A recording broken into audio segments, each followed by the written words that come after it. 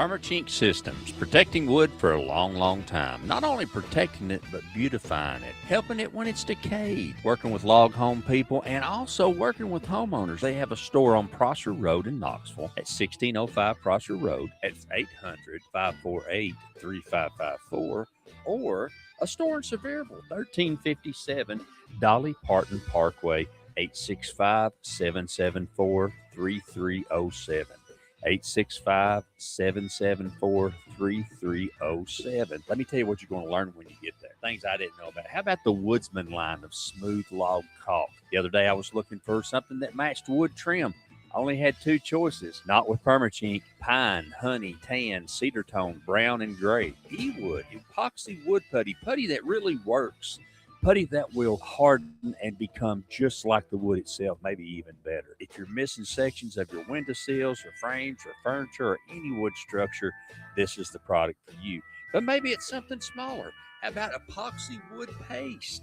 Contact PCS today. Call Permachink Systems today. Toll free 800-548-3554 or at the Sevierville store, 865-774-3307, and find out how to make wood better. Hey, y'all, this is Rick Allen, host of Rick's House Home Improvement Radio Show. Let me tell you about our newest sponsor, GFL. That's Green for Life. If you're looking for that dumpster or that roll-off or that piece of equipment that's going to get that debris away from your job site, or just keep things handy around and clean around that big business that you have, GFL wants to be your partner. They want to service you, and they want to take care of you. Locations in Knoxville and Morristown, and you can call them today at 865-475-7777, 865-475-7777. Dean Kings joins me today to tell us about a special offer for Rick's House listeners. Dean. Yeah, Rick, if they mentioned that they've heard about us on your show or any kind of thing affiliated with your show, we're going to waive our delivery fee for any roll-off box. And how much is that, brother? That's a $75 savings. $75 savings right off the bat. So if you're looking for that dumpster or that open-top roll-off, GFL is the company that's got them for you. Hey, y'all, this is Rick Allen. And let me tell you about one of my favorite companies, Top Septic. If you need a new drain field, or maybe you're having a problem with your existing drain field, or maybe the septic tank just needs to be pumped, they are the folks that can handle it for you. They know what they're doing. They're an American-owned company run by a veteran who wants to give you the type of service that you're expecting. Top Septic. Call them today, 865-599-1690, 865-599-1690.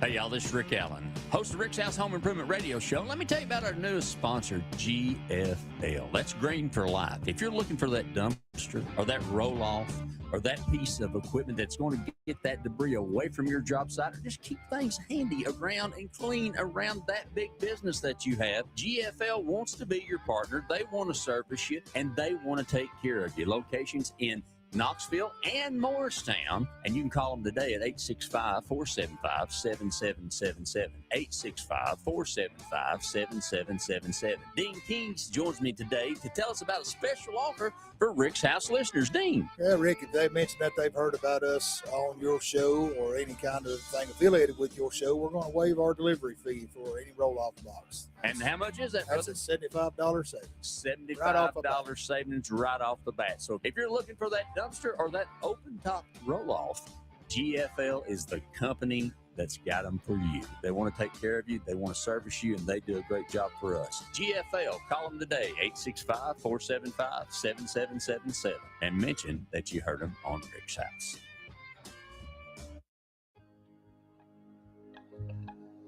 Hey, y'all, this is Rick Allen, host of Rick's House Home Improvement Radio Show on the road. Let me tell you about my friends at Knoxville Salvage and Old City Kitchens. Joel Piper and the team there have been friends of this program for a long time, and they want to be your friend. Friends, they have got the best cabinets, the best products. You say, Rick, is it seconds? No, everything's first quality. They do have some seconds if you want to get a deal, but not on kitchens and not on about everything they have in the store. So trust me, they're part of our team. They want to be part of your team.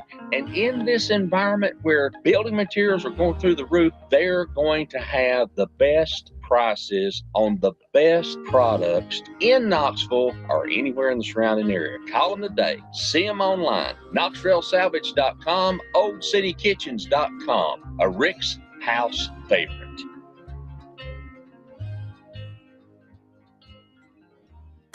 Whether you're living in a brand new home or swimming in a money pit, we've got your home improvement answers. It's Rick's House, the home improvement show. Oh, well, it's Rick's House. If you got a question, he'll help you figure it out. 'Cause it's Rick's House. To build a strong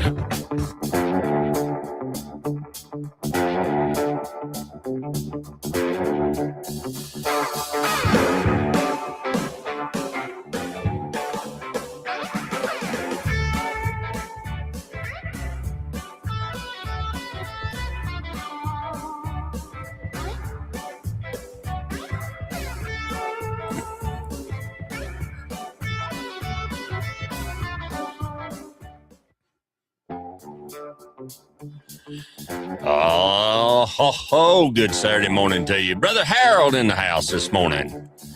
How be ye, my brother? Good morning. We got so much to talk about today. I'm excited. Really excited about talking to you each and every Saturday morning. Little time change this morning, so that's all good. And, I got to thinking as we're broadcasting more and we're doing more, and I mean, we're already out of the gate with a whole bunch more people. That's awesome. I appreciate y'all. We don't want to be too late back home. We don't want to be too early out west. So after we thought about it a little bit, we thought, well, you know what, if we make a little change right here, I think it'll suit everybody a little bit better. So we're excited about that. That's all good. We appreciate you. We should be able to take phone calls today. We didn't test that, but it'll be all right. The call-in numbers, 423-717-0157, 423-717-0157. We'll get the phone calls here in just a little bit if we get some of those in.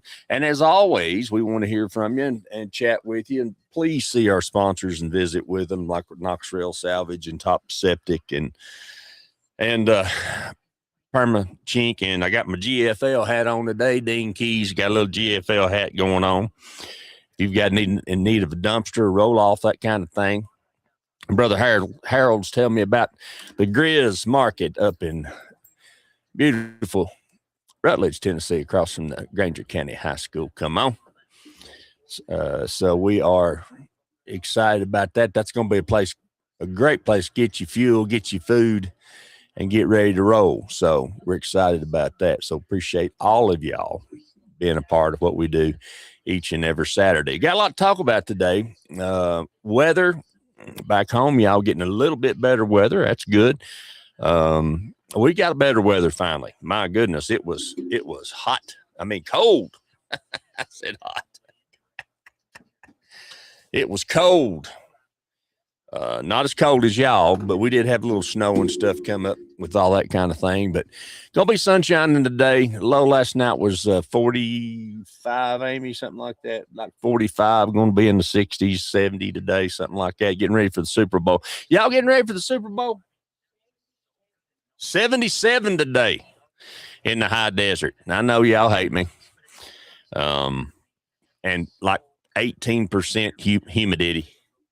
Or Skip used to say humidity. And folks, that's what I got to have. I cannot tell a lie. I have got to have that to be able to even walk. So we're excited about that.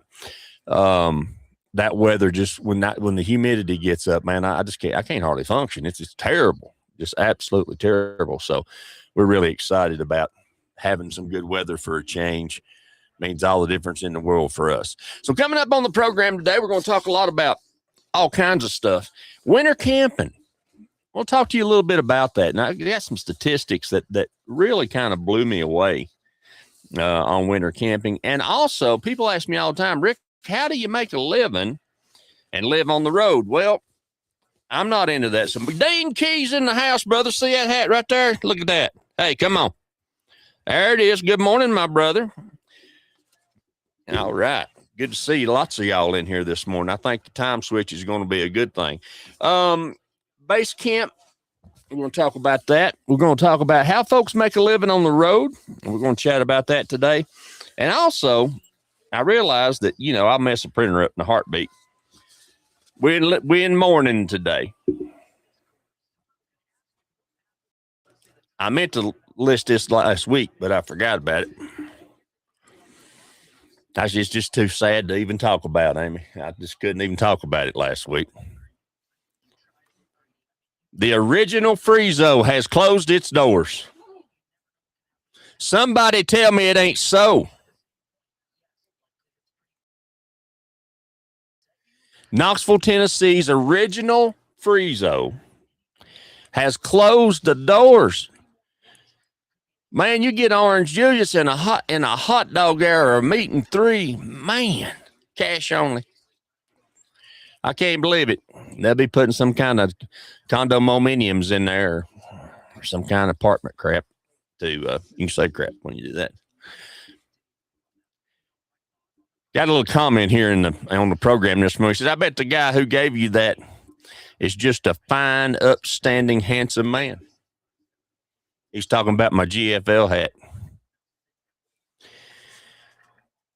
I would tell you what his title is if I could remember it. He is a fine, upstanding young man. Well, he ain't young. Ain't neither one of us young no more. I can't wait till y'all get to see his new logo. That's what I'm talking about. That thing looks great. So, I already drank a half a pot of coffee this morning. So, look out. Look out, children. GFL nationwide, anywhere you want to go.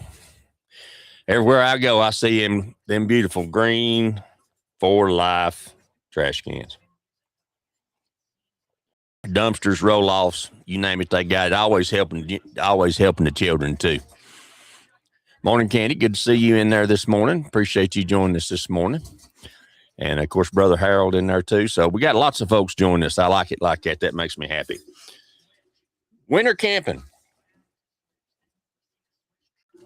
Lots and lots and lots of more folks are winter camping.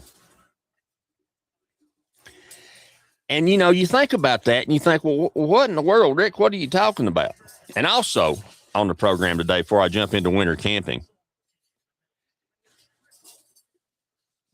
we are in mourning over the original Friezo in Knoxville, Tennessee. Has closed, children. It's gone. Gone, I say. Storm impact on the water systems. Look at Jeff County, Tennessee. Lord have mercy, they got a problem up there. And then I want to give you about, a month or so ago, we were talking on the program, and I was talking about the transfer pump.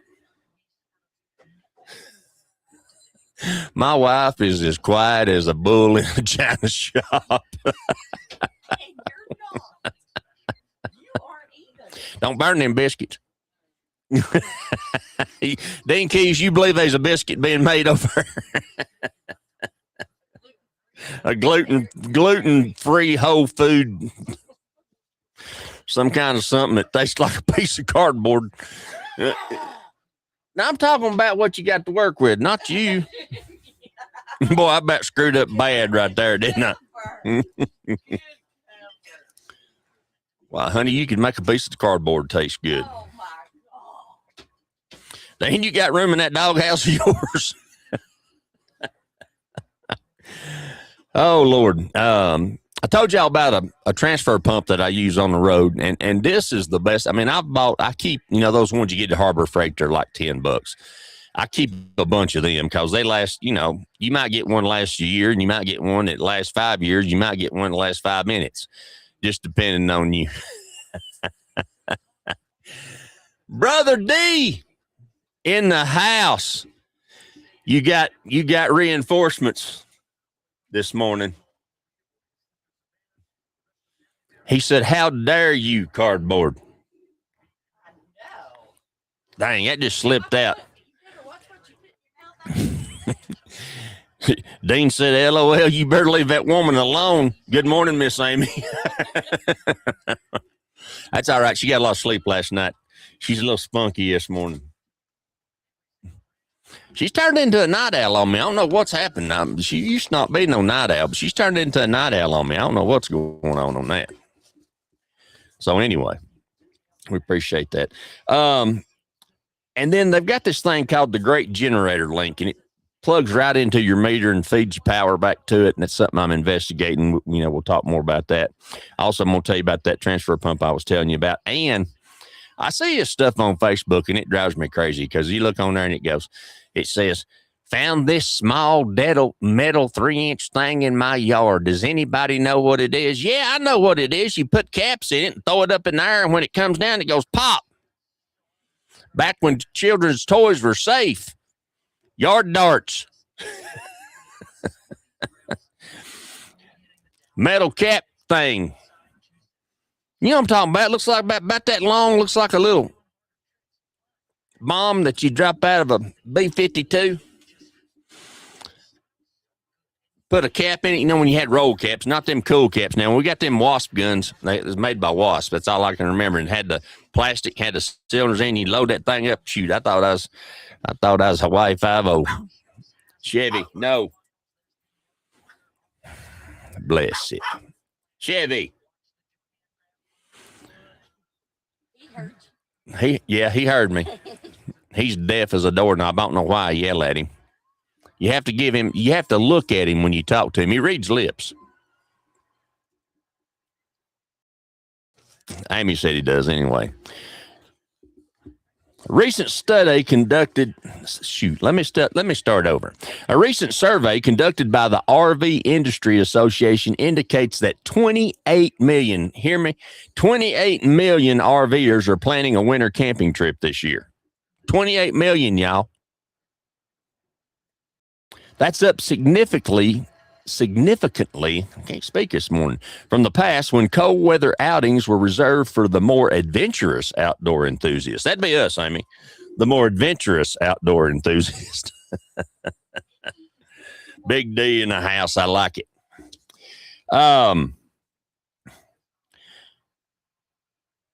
But as an increasing number of RVs have become better equipped to handle the elements, more and more RVers are taking the opportunity to embrace what was once considered the off season. And we're going to talk about the 8 reasons why RV winter camping is up. Now, let me tell you something. I get on the RV industry just a little bit. They're making them quick, fast. Bam, bam, wham, bam, throw it together. And as I've lived in the travel trailer, now everything's, and let me explain. Everything, hey, Jenny, good to see you this morning. Everything is a RV to me. Yes, I know there's a Class A and a Class B and a Class C. I know that. That's a recreational vehicle. And yes, I know there's a camper, which could be a travel trailer or a pop-up or a liner or whatever. Oh, thank you. I appreciate that, Miss Jenny, but I hope you'll join us here each and every Saturday, and we're going to continue on our new time. Thank you so much. And we'll see what happens there. And I'm also adding some opportunities for additional things. We're in the process of getting on Spotify. I can download it now and put it on there, but working to do it live takes a little bit more. And also TalkShoe, which is where I actually started doing podcasting back in the day, and they've went digital too. So we're working on that. Thank you, Miss Jeannie. I appreciate that so much. And we will be taking phone calls here today. After this opening monologue, after the first time out. That number's 423-717-0157. 423-717-0157. Who knows? We might even hear from Dean this morning. You can't never tell. But in the RV industry, I get a little upset with them because they produce them so fast. And when you've lived in one for a while, you know, that's when I start seeing those things. It's kind of like when you get a car that's new to you. I'm not necessarily saying a new car, but when you get a car that's new to you, then all of a sudden everybody's got one just like it. Same color, same everything. And so as I live in it, I look at things and how they're done, and it's good, but it ain't right on the money. So if you're going to consider going full time or living in your RV for extended periods of time, you can take what they tell you and use about 50% of that, because you're going to have to do things to upgrade that RV system and to get that RV system where it needs to be for comfort. Now, one of the things that we're thinking about now is we're in the high desert, and we're going to be in the high desert because that's where we like it, and that's where I can function better than I can function anywhere else because of my health concerns and especially my mobility.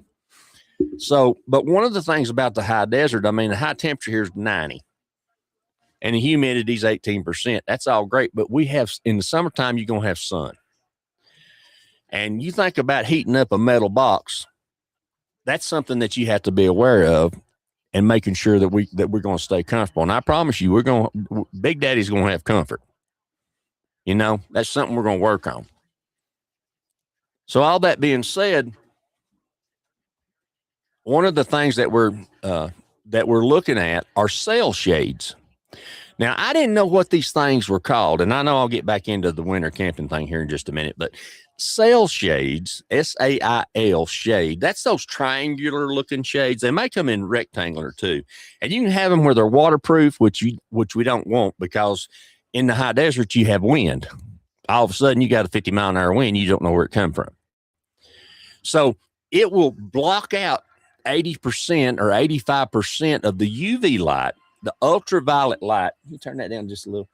The ultraviolet light that comes in that's damaging to your RV roof, to all those things around you. And your slide outs are something that you have to be careful about, because you just don't have the insulation in those. Now, we've rebuilt our slides. We rebuilt the floors. We rebuilt the walls. I tore all that little bit of insulation they had in there and put good insulation in the walls. And now up top, by utilizing these sail, that sounds funny to me, S-A-I-L, like a sailing ship, sail shades, we're going to be able to utilize that in order to create outdoor space, because when you go on the road, that's why you go on the road, is so you can live outdoors. So we want that outdoor space for entertaining, because I promise you, you put me and Dean in here, they ain't nowhere to sit. And we got a big RV / travel trailer, whatever you want to call it. So like I said earlier, RV would mean everything's a recreational vehicle to me. I don't care if it's a camper or what it is. So we got that going on. And Big D, I got some stuff I'm going to send you today that I worked out for your sports stuff. Last night, matter of fact, and I thought about you, so I'm going to send that to you. So these sail shades, now here's the problem that you run into with a lot of campgrounds. And while I'm talking about that, I want to stay on that. They're not expensive. Gorilla Tape makes one, the Gorilla Company from Gorilla Tape. You know, you see that all the time. I use it all the time. I've showed you how I keep track of which ones by writing on the inside of them, so I know which tape's for what. They have them for $20, $40, you know, just depending on the size, and it'll let the air through, so it doesn't rip off like your awning does. I mean, your awning's got to be able to run in because it's solid. And if you get a windstorm, I promise you, we got a windstorm in El Centro, California, and it tore 4 feet of just ripped it off the wall. And we just went down about 2 miles from the house to go to the grocery store and come back, and it's flopping around like an old, don't know what. So that being said, you got to be ready for that. So, sail shades. Now, here's what you run into when you run into campground living. For some reason, and I don't know why this is, especially when we get out west out here, but it's true at home too in Knoxville. They don't put their water lines very deep, and they got water lines running everywhere. That there's not much thought about that, I guess, when they're building these things. It's trying to get the shortest path. And so one of the big no-nos in every park we've ever been is you don't dig a hole for nothing. I'm talking about you ain't planting no tulips. You're not doing that. They don't want you digging a hole in the ground anywhere because you could potentially hit a water line. So you think, well, gosh, Rick, how are you going to, that shade's a triangular shape. You can mount it to the trailer on the two sides, but what about that one that goes out there to a point? So we're going to talk about that. And we're also going to talk about the 8 reasons why 28 million people this year are going to camp outside of summertime and springtime in the wintertime. We got to hear from some of those folks that bring you this program, like GFL, nationwide, worldwide. Waiting to hear from you. We'll be right back, y'all. Hey, y'all, this is Rick Allen, host of Rick's House Home Improvement Radio Show on the road. Let me tell you about my friends at Knoxville Salvage and Old City Kitchens. Joel Popper and the team there have been friends of this program for a long time, and they want to be your friend. Friends, they have got the best cabinets, the best products. You say, Rick, is it seconds? No, everything's first quality. They do have some seconds if you want to get a deal, but not on kitchens and not on about everything they have in the store. So trust me, they're part of our team. They want to be part of your team.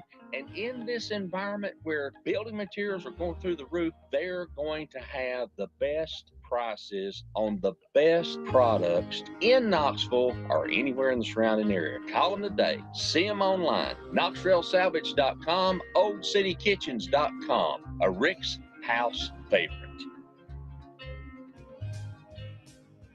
Hey, y'all, this is Rick Allen, host of Rick's House Home Improvement Radio Show. Let me tell you about our newest sponsor, GFL. That's Green for Life. If you're looking for that dumpster or that roll-off or that piece of equipment that's going to get that debris away from your job site, or just keep things handy around and clean around that big business that you have, GFL wants to be your partner. They want to service you, and they want to take care of you. Locations in Knoxville and Morristown, and you can call them today at 865-475-7777, 865-475-7777. Dean Kings joins me today to tell us about a special offer for Rick's House listeners. Dean. Yeah, Rick, if they mentioned that they've heard about us on your show or any kind of thing affiliated with your show, we're going to waive our delivery fee for any roll-off box. And how much is that, That's brother? a $75 savings. $75 savings right off the bat. So if you're looking for that dumpster or that open-top roll-off, GFL is the company that's got them for you.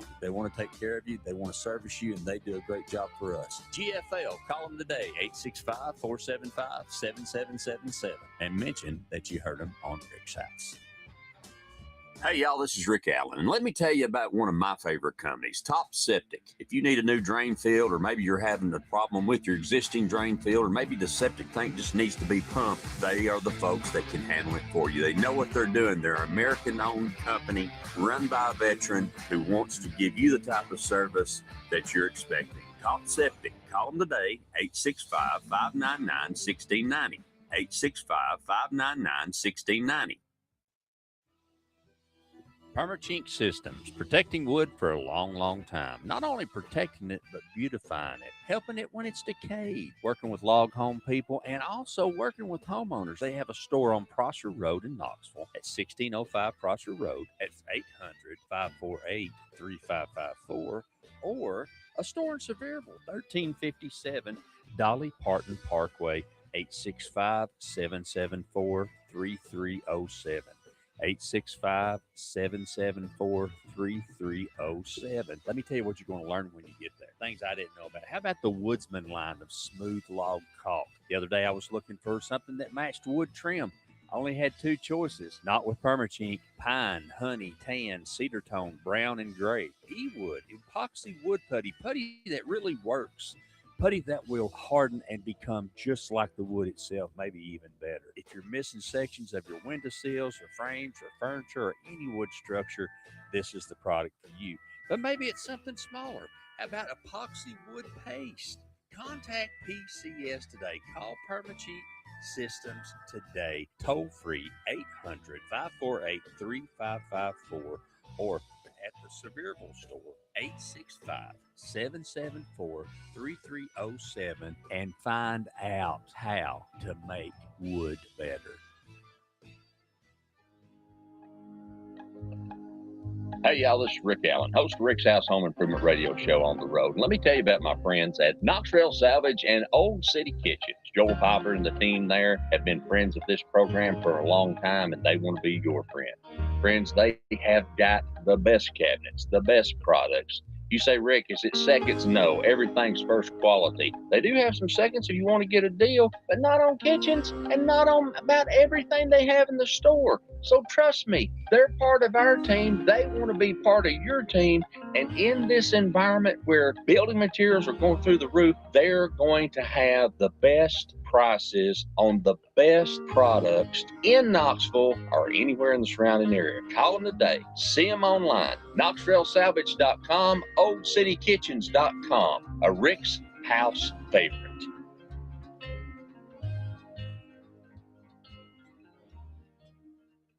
Whether you're living in a brand new home or swimming in a money pit, we've got your home improvement answers. It's Rick's House, the home improvement show. Oh, well, it's Rick's House. If you got a question, he'll help you figure it out. 'Cause it's Rick's House.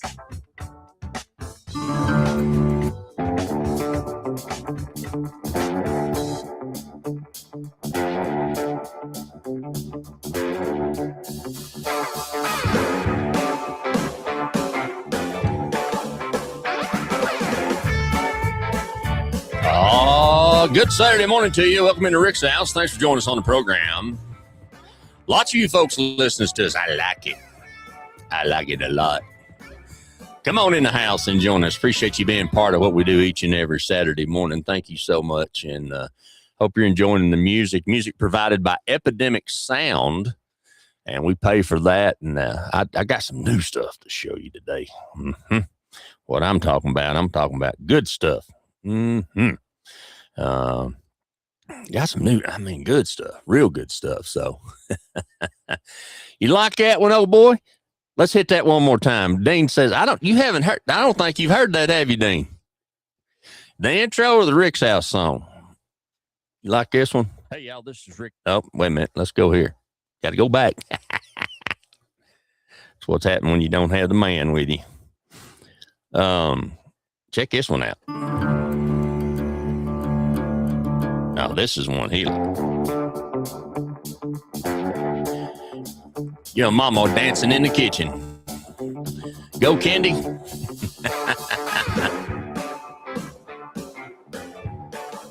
You know, the music's what makes it.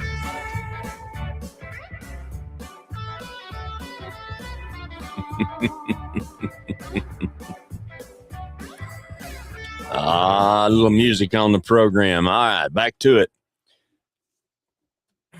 So what do you do when you got to put something up and you can't put a 4x4 in the ground? Well, we do what we always do. Of course, my suggestion is, hey, we'll take a 5-gallon bucket, throw a 4x4 in there, put some concrete around it, and put something to hook to on it, and an eye bolt through it, and some washers on it. Called day. Amy said, no. She said, I'm down with the 4x4 and I'm down with the concrete, but we ain't putting it in no 5-gallon bucket that says Home Depot on it or Lowe's or McCoy Building Supply. She said, I'll find a flower pot. a nice plastic flower pot. And then when you put your concrete in there and put your post in there, then I'll put some topsoil on top of it, plant some flowers, and put some mulch around it. And I said, yes, ma'am. So that's what we got to do to make that happen. And then it does a couple things for you. If it gets so bad that it pulls that over, then you're not going to tear up, your sail shade. But also, it lets you stretch it. You can move it around. If you need to move it around, you can do all kinds of things. So, but you still have something strong enough to hold it up and keep it out of the way, and something to string lights to. And that's something we do. So it's a common problem in campgrounds. All right, let's talk about it. Why are 28 million people winter camping this year? Well, reason number one, folks are looking for a base camp for winter activities. Just like in the summertime, your campground can serve as a base camp for your favorite outdoor activities during the winter, hiking. Folks that like to do that. I love to hike, but I can't do it anymore. But folks that like to do that, you can do that in the winter just like you can in the summertime. Plus, the trails aren't crowded. You think about it now, 28 million people get out there. It might get crowded on us. I don't know. Camping near a ski resort. I used to love to snow ski. Can't do it anymore, but I used to love to snow ski. We did a lot of that snowmobiling, snowshoeing, all those kinds of things. I remember I went to Weather Shield Factory up in Madison, Wisconsin, and it's in what used to be the Tombstone Pizza headquarters. This place is fabulous. I mean, it's unbelievable. They got a dining area in there and a bar with like out of Cheers with the brass rail and the oak and mahogany and all that kind of stuff. I'm like, man, this is something else. And I was talking to the lady that was the girl that we talked to, and she was in her early 60s. And I said, do y'all ever close for snow? Because when we were there, we had snow. Lots of snow everywhere. It's everywhere. It's everywhere. And she said, honey, we ain't closed but 2 days a year. And I said, when's that? She said, Christmas Day and New Year's. And that's it. I said, well, how do you get to work? Of course, they drive in it. They don't pay it no attention. She said, I get on my snowmobile and going into work. She said, I put my Carhartts on, my snowsuit. She said, put my goggles on and off we go. And sure enough, you look outside in the parking lot, snowmobiles parked just like cars. Except for the trucks, and they're out there scraping. They're prepared for that. It's what they do. So wintertime activities, having a base camp. People say, one of the things we love about this lifestyle is getting to see so many different things, and there's different ways to eat. There's different things to see. You meet so many different people who are like you that like to travel, and like to get out and about. And we meet a lot of couples, are beginning to wherever we go. And we've made great friends over the years, Tim and Cammie out in Oregon, and Tom and Mary in Oregon, and, some in California, and some, in other states across the way, that are of like mind. Kids are grown and think you're stupid. So they're doing their thing. Did I call it right? I don't know. Y'all's kids think you're stupid. Ours do. They too embarrassed to say, my mom and dad live in a trailer. Pulled around all over the country. I said, yeah, y'all tried. You might like it. Homeschool them grandbabies of mine so they get some good schooling. Not nothing against my teachers now. I love my teachers. That ain't them. So we got that going on. Another reason for camping in the wintertime. No mosquitoes, bees, or other insects. My bride is deathly allergic to every bee known to on the planet in America. You look good on the backside of the TV program there. Yeah. No, they got to see that sunshine coming through there. They need to see sunshine up there. Back home in Knoxville, Tennessee. No mosquitoes. Don't got to deal with bugs. Plus, you get a campfire. We had some folks that live beside us back home in Knoxville. We lived down on the river. That's where I first met Dean and from GFL, and we become instant friends and been great friends ever since. But you know, I don't care if it's 90 outside, they had a campfire. Well, I got news for you. Ricky ain't building no campfire when it's 90. I'm sweating at 70. 90 ain't working for me. Ron Jones, good to see you this morning, my brother. So you get the opportunity like that. Additionally, you don't have all the critters to deal with like you do, you know, bears. You know, they've slowed down. They're and many times they're hibernating. Snakes. I don't know about you, but I don't like snakes. Now, king snake's great because they eat poisonous snakes, venomous snakes. I don't like no snakes. I don't like spiders and snakes, and that ain't what it takes to love me. Come on. So, you know, you don't have to contend with that. And when you're hiking, you don't have to contend with that. Now, there's still some creatures out there that you got to be careful about wherever you're at. And they say there's not mountain lions in East Tennessee. I'm telling you, they're there. I've got a picture of a paw print that I showed the guys at the Forestry Service, and they said, well, we're supposed to tell you it's a bobcat. And I said, if that's a bobcat, he's been on steroids since he's born. And they just laughed. They said, yeah, you're right. So those things are there. So you don't have to worry about that kind of stuff that you deal with. And coming up on the program this afternoon, I need to put up, we took some pictures, actually some video of the deer here, and it's insane. I saw, for those you hunters out there, you'll want to go to the website. When I get done, I'll post it. You'll want to go to the website on Facebook, not the website, but the Facebook, on the book face, as I call it. And you'll want to look at this. He's at least an 8, 10 point. Oh, Papaw deer is going to be the title of the video. And there's a young buck following him around, and he's got about half of a horn on one side. He decided he's going to challenge Papaw, I'm sure. And when he challenged Papaw, Papaw put him in his place, just like it happens in everyday life. Altered landscape. Now, what's that mean? Chevy. I got to look at him. He reads lips. Nothing changes a familiar landscape like a fresh blanket of snow. Even places that you think you know very well will feel different when covered in powder.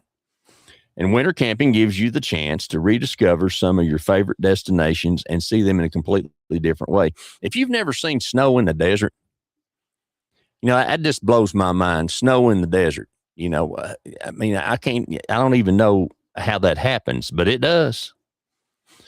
Snow in the desert is really, really cool. And then we have the Marfa lights and Big Sky. If you've never been out west and seen Big Sky, oh my goodness, the Milky Way, the stars, you know, Amy's, our friend Donna from school, she told her, what's that Skyview app or something like that, Amy? Skyview, that you put it up and you point and it shows you the constellations and all that stuff. And she's got a picture, and I need to post this. I got to get better about posting stuff. Skyview Light app. Dean says snow on the beach. I've seen it one time. That's pretty cool to see. When we lived at the beach, we saw that one time. It got down to 25. They called school off for a week, scared to death. The children's going to freeze to death at the bus stop. Yeah, okay. But that's what they're afraid of being sued, I guess. I don't know. That's how that goes these days. Yeah, snow at the beach is cool. That's really cool. So, you know, you get to do that. Now, here's one of the reasons I dig winter camping. And let me just see if I can do this without tearing it completely up. I'm going to turn that around so y'all, I don't know if y'all can see. Can y'all see? There we go. I don't know if you can see with the sunlight, but there are 2 campsites beside me. Lord have mercy. Hold it still, Rick. 2 campsites beside us. Nobody's there. Then that one that's next to us, they ain't never there. And then the one he works nights out in the oil field. So He's not hardly there except in the daytime, and he's asleep. So when you're doing camping this time of year, you don't have to worry about it being crowded, which is a great thing, I think. It makes for a really pleasant experience when you're camping because it's not crowded. Getting around's not crowded. And if you're at a place where the whole place don't shut down. Now, when we first started in Panama City Beach, the whole place shut down back in the day. It was like Mayberry. But that don't happen anymore. So you can get around. You don't have to worry about, all that. Plus, more campsites are available. I saw something this past week that I have never seen back home in East Tennessee, outside Knoxville. Volunteer campground out on Clinton Highway going toward Clinton, Tennessee, for those of y'all who don't know where that is out off Raccoon Valley. And they have long-term camping, and then they have seasonal camping for people to come in. And I get their newsletter, but because the folks come in and stay for the ball games, especially during football season. Well, they have some long-term sites available, which is unheard of, because more and more people are going into long-term sites. I mean, there's more availability with campgrounds. Plus, it's cheaper, a lot cheaper. I mean, now our electric was up a little bit this month, because we're running heat, and we use electric heat. And the electric is cheaper here in Texas. Don't know why, but it is. We got those big wind turbines. They say they ain't worth a darn, but I don't know. Maybe they help. I don't know. They got them everywhere. But anyway, it's cheaper. So, our monthly rent. Now, think about this. If you go to the beach, how much money are you going to drop on a condo? $2,000 for a week. No less than $1,600 in Airbnb, but $2,000 probably for a week. Plus your food, plus, all that stuff that you do and your gas and everything. We haven't filled our car up but one time since we've been here, because everything's within 5 miles. And if you want to see, as we travel around this whole area, it's an hour here, an hour and a half there, 30 minutes here, and so forth and so on. So, we're just not spending any money on gas. The basic rent, which includes your cable, your trash service, your water, your sewer, and your spot, is $425 a month. And then you pay your electric bill on top of that. So with our electric bill, because we don't use the propane heat, and it's not that I'm against propane heat. If I lived in the house, I love propane. I always had propane, especially in a cold climate like we have back in East Tennessee in the wintertime. But when I'm in an RV and it's rolling and moving, I see too many things about somebody getting blown to the other side of the county. Because anytime you've got something that's moving, it's putting stress on those lines, and not all the lines are hard lines. And so the only thing we use propane for is the stove, and we don't even use it for the oven because it's hard to cook in the oven in an RV. It takes some doing. You got to use a one of those stone. What's that called, Amy? Those stone things you put on pizza underneath them. Pizza stone. Cooking stone, whatever you call it. I don't know what you call it. So we don't use the oven. We use an air fryer, which we have a separate circuit for. And that's something else we've talked about that you got to be careful about, because you can overload your RV circuit. And it's not the wire you're overloading. It's the outlets, because they're made, Temu sends them over, I guess. So they're not built to withstand,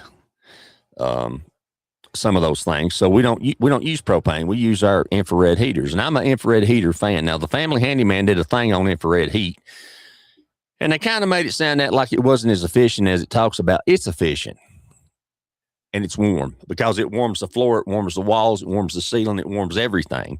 So I'm a fan of infrared heat. the newest thing that we'll have, and we'll do this come wintertime when it comes back around, I'm not going to do it this year, is diesel heaters. You know, they've been using diesel heaters in tractor trailer trucks to, I never thought about this, but my buddy and his brother own Thermo King, and, he said, well, in the summertime, Rick, those trailers have got to be refrigerated for food, but in the wintertime, if you're shipping produce, that stuff can't freeze. It's got to have heat in it, and they use diesel heaters to heat that up. You can buy a good diesel heater for less than $200. And it'll run 24 hours on a gallon. And there's no danger of it. The biggest danger with it's got to have fresh air, and you got to make sure it stays lit. But other than that, you don't have to worry about it blowing you up and sending you to the moon. So that's an issue. So we use it for the stovetop, and we use it for the on-demand hot water heater. And I've said this many times on the program. First thing you need to do if you get a camper is change out that 6-gallon water heater and put you an on-demand water heater in there, because it takes a lot to wash Ricky. And your bride, she has girl things she does. And 6 gallons ain't going to cut it. If she's washing hair and doing girl stuff, I ain't going to get it. You get a on-demand hot water heater, you're good to go. Should have done that right out of the gate, but I didn't. So that's important. So winter camping, always a good opportunity and brings that along. Now, I know that there's been a lot of issues with water since these storms have happened. And it's not just in East Tennessee, like Jefferson County back home and those kinds of places, but it's all kinds of places. And so be aware of your water situation. You can get really, really sick really, really quick. If you're not paying attention to the water restrictions, if there's a boil water demand on, you need to take care of that and make sure that you do that as well, because that's you can get really sick, and so that's really, really important. So make sure that if you're in an area that's been damaged by storms, Nashville, Tennessee, Knoxville, Jefferson County, all those places, that you're boiling that water and making sure. And if I know that it's had a problem, I'm going to do that for a while, because I don't want to take a chance on it. We filter our water. That's something that you got to do too.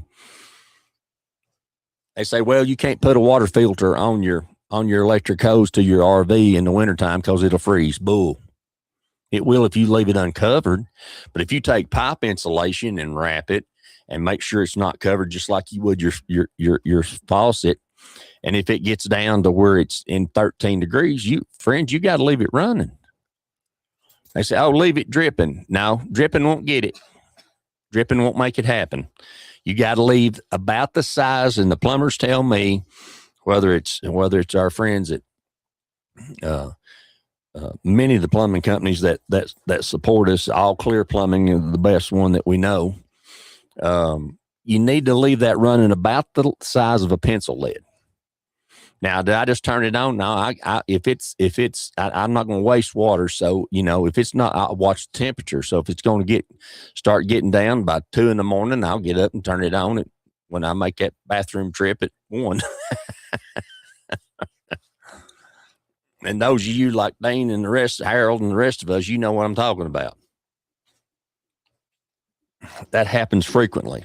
Now, I had told you that one of the things that I'd worked on was, if you're traveling, I'm always going to carry extra fuel. I've got 30 gallons of fuel with me all the time. And by fuel, I mean gas. Gas for the truck, gas for the car, gas for the generators. And those generators, I run them once a week for about 10 minutes to let everything lubricate itself back up and make sure there's not condensation in there. And I keep stable in there. STABIL. That'll let you gas. I think it's up to 2 years, so that it doesn't get water in it. Because if you get water in that carburetor, that generator, you got problems. And there's nothing worse than to go outside because your power's off and want to be comfortable, and it's 13 degrees and that generator won't fire up because it's got condensation in the tank that's rusting it out from the inside out. So make sure that you do that. Plus, I'm going to have fuel in the event that there's a gas station closed. One of the guys that we watch on YouTube he's travels the Alaskan Highway. And for those of y'all that don't know what the Alaskan Highway is, that's a stretch that takes you from the lower 48 to Alaska.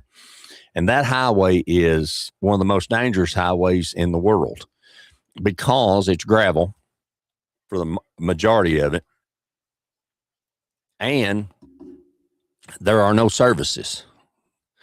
You know, you might have to drive 200 miles for a service, you know, and by services, I mean, you got a flat tire, you got a, you know, truck won't start. You have got to be prepared. You know, the people that I know do that, they carry a full set of extra tires, jacks, extra hoses, you know. I mean, I was watching it the other day. It was -40.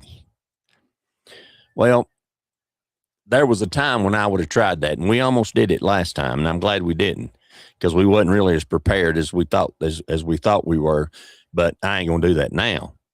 But if you're going to make that kind of trip, preparation is the key, and you got to have, you know, they have extra tanks and they have extra fuel. I mean, if you get stopped and you got to run fuel, I mean, you got to run a generator to stay warm. And they also have, you know, they have a backup for their backup for their backup, which is the way it should be. You should have a backup for your backup for your backup. And that's the way we try to plan when we're on the road. So if we get stuck on the side of the road because something ain't working, I promise you we're going to be in comfort until Good Sam's gets there. Excuse me.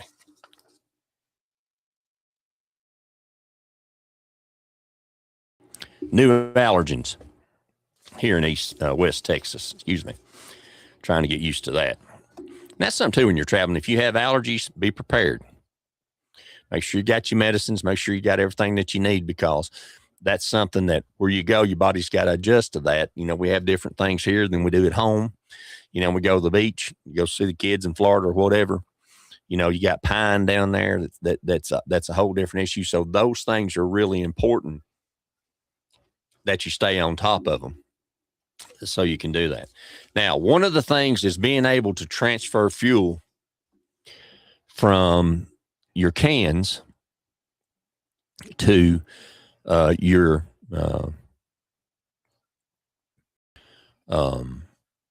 vehicles or to your generators. Brian out in Lacey, Washington's at me, what's your car gas prices? Says in Lacey, Washington, where he lives out in Washington State, it's $3.89 a gallon. Where I'm at right at the moment, we are in the Big Bend area, and it is a very rural area, so it's $3.09. And I think y'all back home in East Tennessee are probably in the twos somewhere. I don't know, Dean, you can probably tell me. You're in the twos somewhere. But yeah, we're $3.09. But, you know, we have an additional vehicle with us, you know, so we don't drive my truck unless they need to pick up something or do something, or we're going somewhere where we, you know, which we really don't need to because we've got Amy's Outback and it'll go anywhere. So there again, there's something that's going on. There comes the helicopters across. There's a Air Force base, an Army base right here beside us, a little small one. They've got 8 Black Hawk helicopters, and we've got the Red Baron, I call him. They must give flight lessons because he comes over every morning. Meow. If I could find me a paint gun, a tater gun, that I'd pepper him. 8 o'clock in the morning, meow, you know. But anyway, I can't help it. It's the hillbilly in me. That's what we got to work with. So we're going to take a short time out. When we come back, I'm going to tell you what I use. Dean says 285, 290. So not too far off. It's not too far off from where we're at. If you drive an hour and a half to the Walmart, because we're an hour and a half from Walmart, some of us couldn't survive. And we have not even been up there yet. Because that's something else you'll find when you get on the road. If you decide to do that, you can pretty much have everything shipped to you that you want, with the exception of tobacco. And that drives me crazy because tobacco prices here, I don't know if they got an extra tax on it or what. It's the same in Oregon. I mean, a can of Copenhagen in Oregon when we were there 5 years ago was $12 for a can. Copenhagen smokeless tobacco. This Longhorn that I dip is $5 a can. And if you get Copenhagen or any of those, it's $9 a can. So, you know, it's expensive. You know, I can buy 5 cans of this back home in East Tennessee for $15, $17. So a little bit different, but you know, you're going to have those kinds of things. So when I buy it cheap, and something else, if you're in rural America and you're traveling, they don't get in a hurry about restocking stuff. Now, our local grocery stores down here in Texas are Lowe's, like the building supply, but it's Lowe's grocery stores, Lowe's Market's what it's called. And they stay stocked on everything all the time. But the Dollar General store, we've got 4 of them in the nearby area where we are, and they just don't get in a hurry. They get to them when they can get to them, which I don't understand, but I guess they've got the reasons for doing that. But that's something that, so if they got it, you better load up on it. You know, that's just part of it. All right. We're going to take that next time out. When we come back, we're going to have that conversation. Dean says, what about the tubes of Longhorn or Stokers? $20 a tube for Stokers and Blaine. Yeah. I haven't seen the tubs here. I said tubes. I meant to say tubs. I haven't seen the tubs here for some reason. I don't know why they do that. I found a tobacco place that's down the road that has a better variety, and his prices are a little bit cheaper. His Longhorn's $3 something, but it's just, I don't know if there's an extra tax on it or what there is, but it's just what I'm running into. So when I find it, one of the things I've done is I'd swapped to Cougar, which is a smokeless tobacco that I like real well. I'd swap to Cougar, and but we went to buy some the other day. I bought some that had a brand new shipment in, and it's fresh, and everything was good, and it's reasonable. It's less than $5. It's $4 something, and we went back to get it, and they're sold out, and every store carries it. So everybody else is thinking the same thing I'm thinking. Buy it up. It's kind of like toilet paper during COVID. You better get it. Maybe we can get Dean on with us here in just a little bit. I'll shoot you a text here in a minute while we're in the timeout, but see if we got that phone working. I hadn't tried it out today. So, and then when we come back, I'm going to talk about the Strongway pump from Northern. This is something that I have used. It's the best investment. It's about $50-$60. Best investment that I've made. And even if you're not on the road and you've got ATVs that you want to fill up, or go-karts or tractors or whatever you've got, this thing is worth its weight in gold, absolute gold. I'm going to tell you where to get it and give you the item number for it. And I promise you'll be glad that you did. It is making things happen. It's Rick's house. Saturday morning. All young'uns. We might just go till we get tired. Ain't no telling. We're talking about GFL and Permachink. Yes, sir. Knox Rail Salvage. All Clear Plumbing. Top Septic. Hang on, y'all. Located in the heart of East Tennessee, where they do full service plumbing and repairs. All Clear Plumbing. Will and Daniel, they know how to get the things right. From a broken water pipe to an emergency repair to a water line installed, or maybe something that you never thought a plumber could do. Who do you call? You call All Clear Plumbing. Talk to Will. All Clear Plumbing. Your choice for plumbing. 865-443-7752.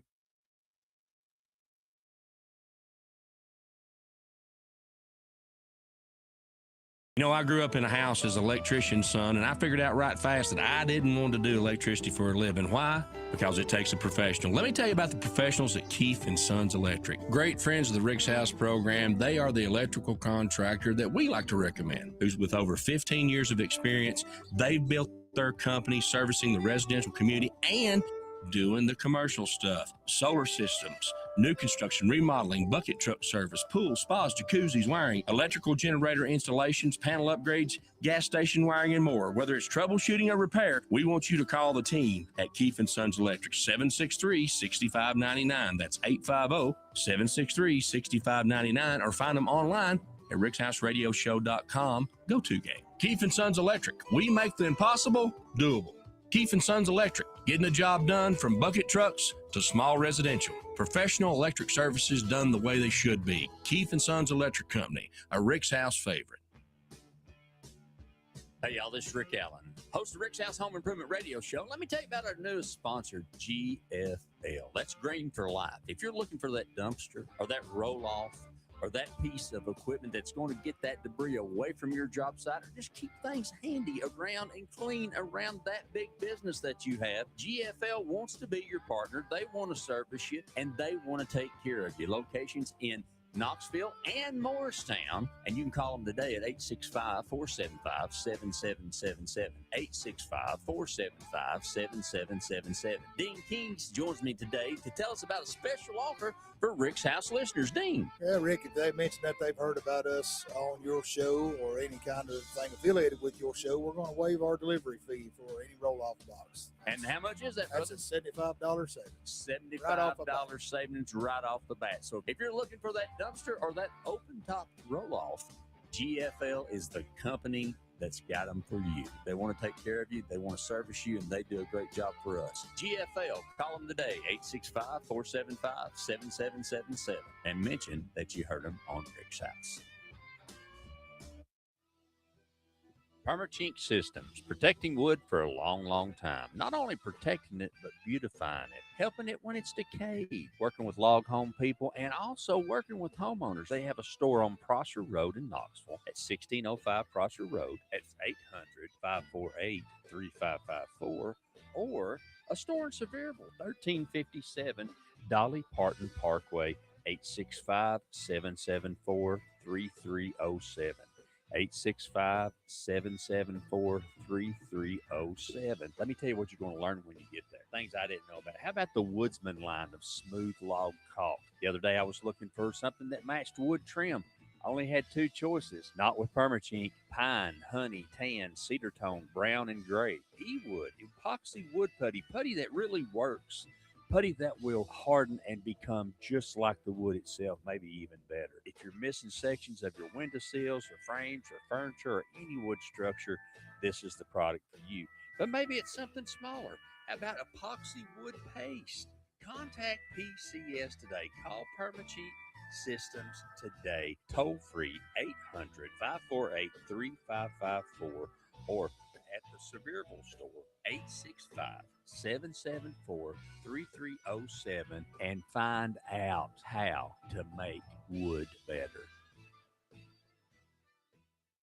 Hey, y'all, this is Rick Allen, and let me tell you about one of my favorite companies, Top Septic. If you need a new drain field, or maybe you're having a problem with your existing drain field, or maybe the septic tank just needs to be pumped, they are the folks that can handle it for you. They know what they're doing. They're an American-owned company run by a veteran who wants to give you the type of service that you're expecting. Top Septic. Call them today, 865-599-1690.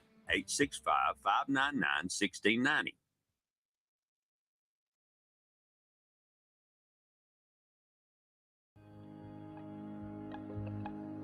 Hey, y'all, this is Rick Allen, host of Rick's House Home Improvement Radio Show on the road. And let me tell you about my friends at Knox Trail Salvage and Old City Kitchens. Joel Popper and the team there have been friends of this program for a long time, and they want to be your friend. Friends, they have got the best cabinets, the best products. You say, Rick, is it seconds? No, everything's first quality. They do have some seconds if you want to get a deal, but not on kitchens and not on about everything they have in the store. So trust me, they're part of our team. They want to be part of your team. And in this environment where building materials are going through the roof, they're going to have the best prices on the best products in Knoxville or anywhere in the surrounding area. Call them today. See them online. KnoxtrailSalvage.com, OldCityKitchens.com. A Rick's House favorite.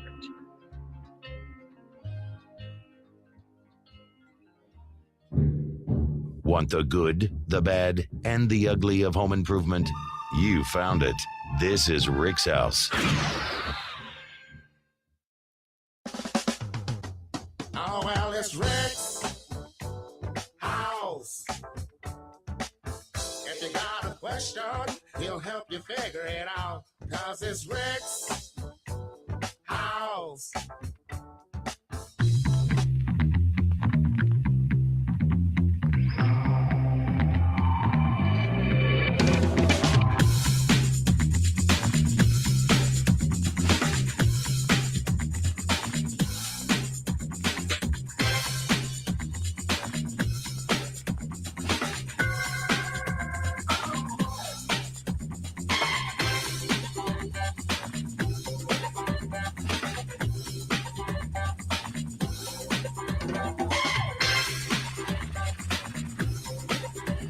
Oh, good Saturday morning. How you mama and them? Get off that table, Dean. That don't get your blood pumping. I don't know what will.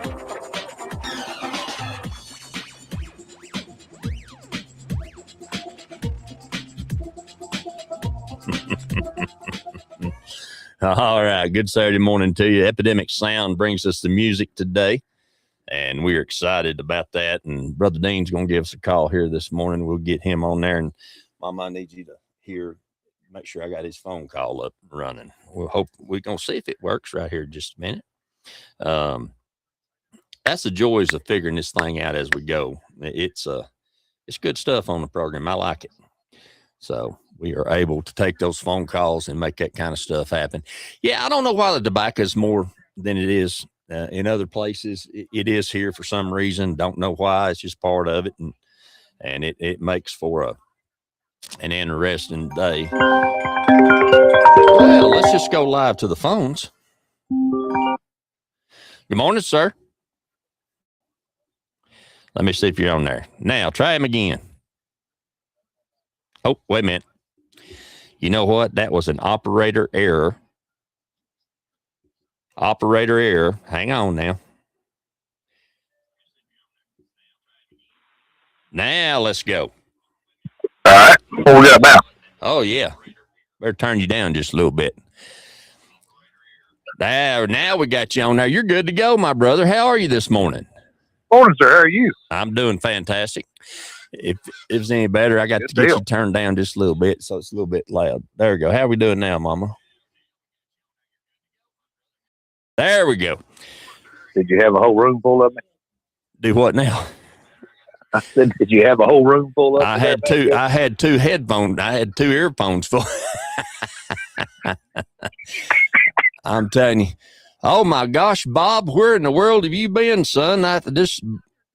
A listener from way back in the day, Brother Bob, and I am glad to hear from you. Bob was, if I remember correctly, Bob, you'll have to share this with me. I believe he is Painter Deluxe. If I don't remember that, that's back in our TalkShoe days, and we're adding Spotify and TalkShoe as well. I can upload them now, but I had to wait on them to send me what's called a RTMP, which that ain't as technical as your title. Tell everybody, Dean, your title at GFL. Well, that would be a garbage relocation technician. I've been doing it long enough where I can be a technician. Well, I knew you was head man over there. I thought that's what I was going to say. Talk to me. What's going on in Washburn, Tennessee in the weather this morning? But it's 27 degrees here in Washington. We still got a little skip of snow here and there around and whatever else. I'm tired of being cold, Rick. I'm just going to go on and tell you. I don't want to be 90. Don't get me wrong. I ain't into this sweat run down the crack of my hind end or anything. I know, that's right. But my buddy told me the other day, he said, well, you know what season it is? I said, no. He said, it's 6 inches of Carhartt to get to where you're headed. That's right. That's right. I said, well, right. I feel you. Lord have mercy. I went out here the other day. It was like 13 degrees, and I couldn't stand it anymore. You know, if it snowed, you got to get out in the snow. If it snows, you got to get out the first time. It don't matter if there's 10 foot. I left out here. Snows had us piled up for 2 weekends in a row. Oh, I looked like the Pillsbury Doughboy. I couldn't even hardly walk. Yeah. My arms were stuck out like that, and I was waddling that down through there. And when I went to sit down, I was like, good Lord Almighty, the cart wouldn't even carry me around the store. It was straining. Yeah, I'm kind of over the snow, man. It messes us up pretty bad. Amy dressed me up like I was a little kid. She had a boggin on me, and then had one of them things that goes over all the way around your neck and your face. And I was hyperventilating. My AFib was acting up. I couldn't even. I thought I'm gonna stop and smoke a cigarette. Did she put the idiot mittens on you? Oh yeah, I had them on. Made me wear my onesie underneath. It was awful.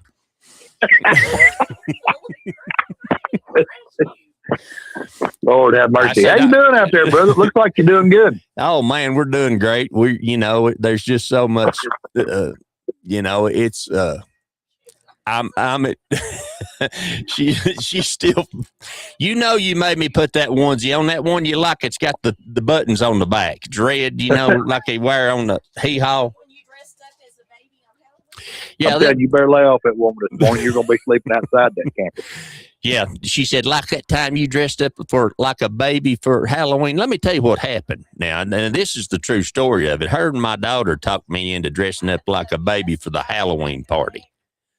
They got me a big old Depends diaper and put it on me, and I had a big old pacifier, looked like King Kong was using it, and had my shirt off. I've never been so embarrassed. I don't know why I let them talk me into that. Yeah, I don't know why you let them talk you into that either. Did you hear what she said? What'd she say? She said, you know how we got you to do it? And I said, how? She said, we put beer in your bottle. Well, that'll do it usually. Yeah, that's all I had to say. You mean y'all put beer in my bottle? That's okay. I'll do it. And she said, she said it wasn't even light. It was regular. Give me 2 of them PBRs and keep them coming. 99 PBR in the mason jar, 99 cents. Oh, Lord, that's awful. We're telling her. Can't do it no more. It's about $6. I can't do it no more. I was going to say, Lord, if shoes as high as it is out there, you can't afford to drink beer. No, it's got 28 grams of carbs in it. I wouldn't be able to eat for a week. That'd blow my carb thing off my diet. That's true, too. Well, tell the folks what's going on out there at GFL right now. I mean, y'all I know you've been busy in this weather. That's absolutely. Morning, Mom. Good to see you, baby. That's got to be. You've had your hands full, I'm sure.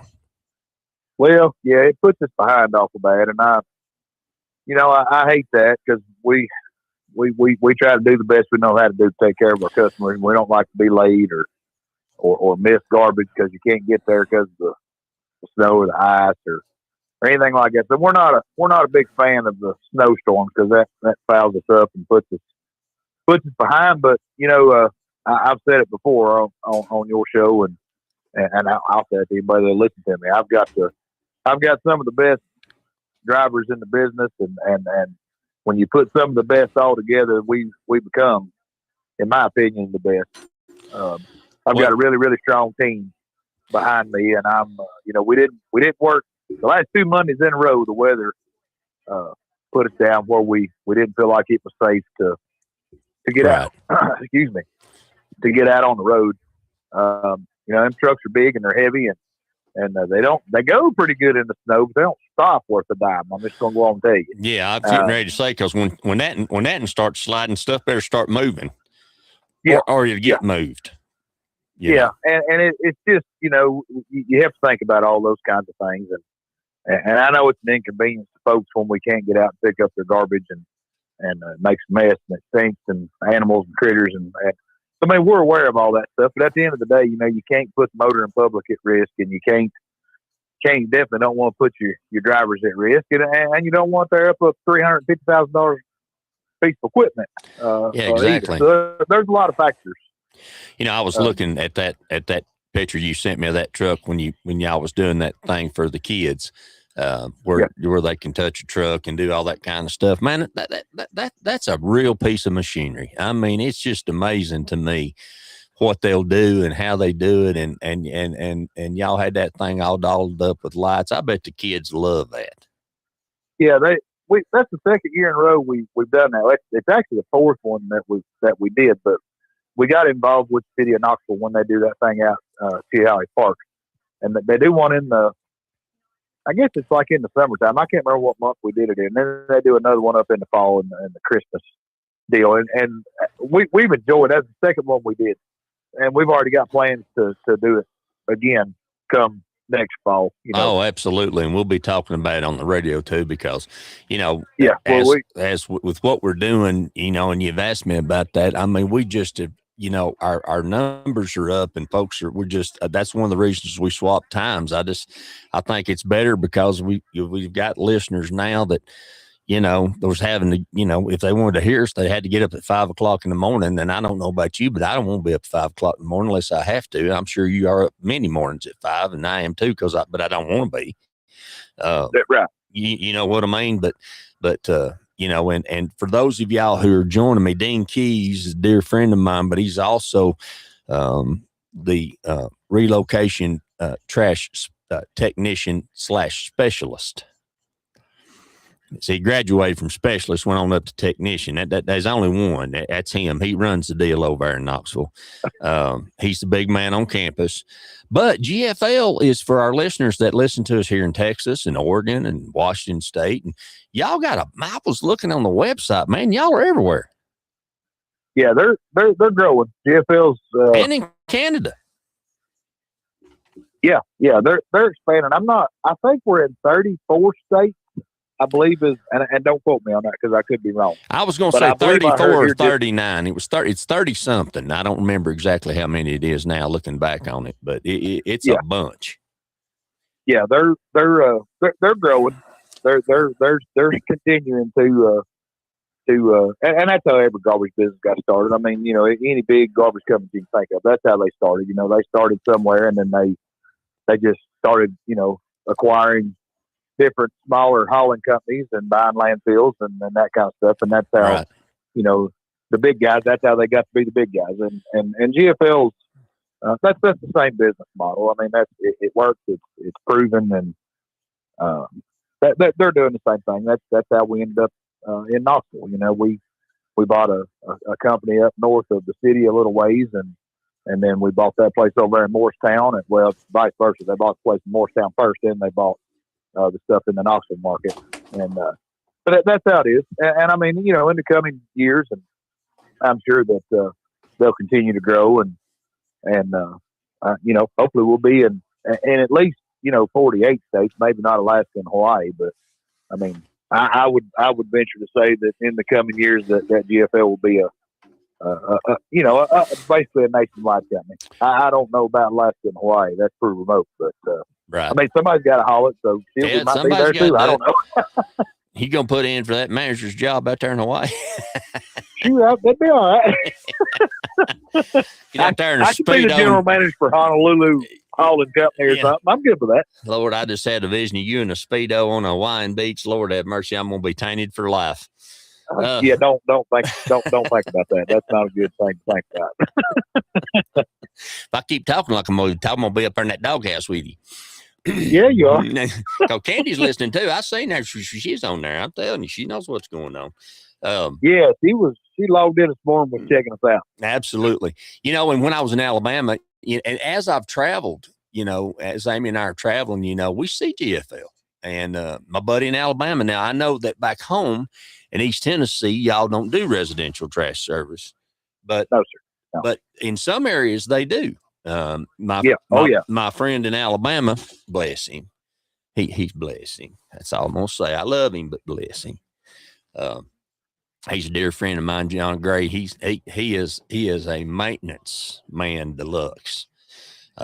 He knows heat and air. He knows plumbing. He knows I love him to death. And we met the first time when my dog was waking him up at 2 a.m. when I was moving in as his neighbor, and he hollered out the window, "Shut that damn dog up!" and I felt so bad about it. And then he's not big as I am. And I walked out the next morning. That's before I got all broken down. And he said, "Oh God, I'm sorry." I said, "No, it's all right, brother. I'm not mad about it. I was the one waking you up." Had his window open, it was good and cool down there. But yeah, he has GFL trash service, and that varies, I guess, depending on what the need is. But but one of the things that's interesting to me, Dane, that we've talked about, you and I have talked a lot about, and we've talked about some on the shows as we continue to grow. And like I said, with Spotify and TalkShoe, that's really going. They deleted them now, but at one time I had over 800 shows on TalkShoe, and they've really come aboard. And like I said, I've got it all set up, but I couldn't get it done this week because I'm waiting on them to send me this thing called an RTPM, which is how you have your own personal thing to feed live. Now I can go and download the show and people will see it there, which I'll do, but we want to be live in those formats too. But anyway, the long story short is, we've talked a lot about, and I've helped some friends of ours out in Knoxville, and I used to be in the apartment council. And that's something I needed to tell you, but I need to introduce you to the folks at the apartment council. Are you aware of the apartment council? Yeah. Oh, yeah. Okay. I figured you was. I worked a lot with them when I worked for the newspaper because my job was to keep subscriptions up in the apartment complexes because people are moving in and out. And so I worked with the council, and they work a lot with services, like trash and so forth. And mattresses are always an issue for them. I mean, you can go to I know they drive you crazy, but you can go to any apartment complex in Knoxville and go to the dumpster area and there'll be 2 mattresses laying out there. But I didn't realize how hard it is to deal with a mattress. A mattress is hard to fool with when you got to get rid of it. Yeah, they are, and they're hard to fool with all the way across the board. We've talked about this before, and the landfills, it's $60. Well, $59.95 to be technical, but that's close enough to $60 in my world. Yeah, no, absolutely.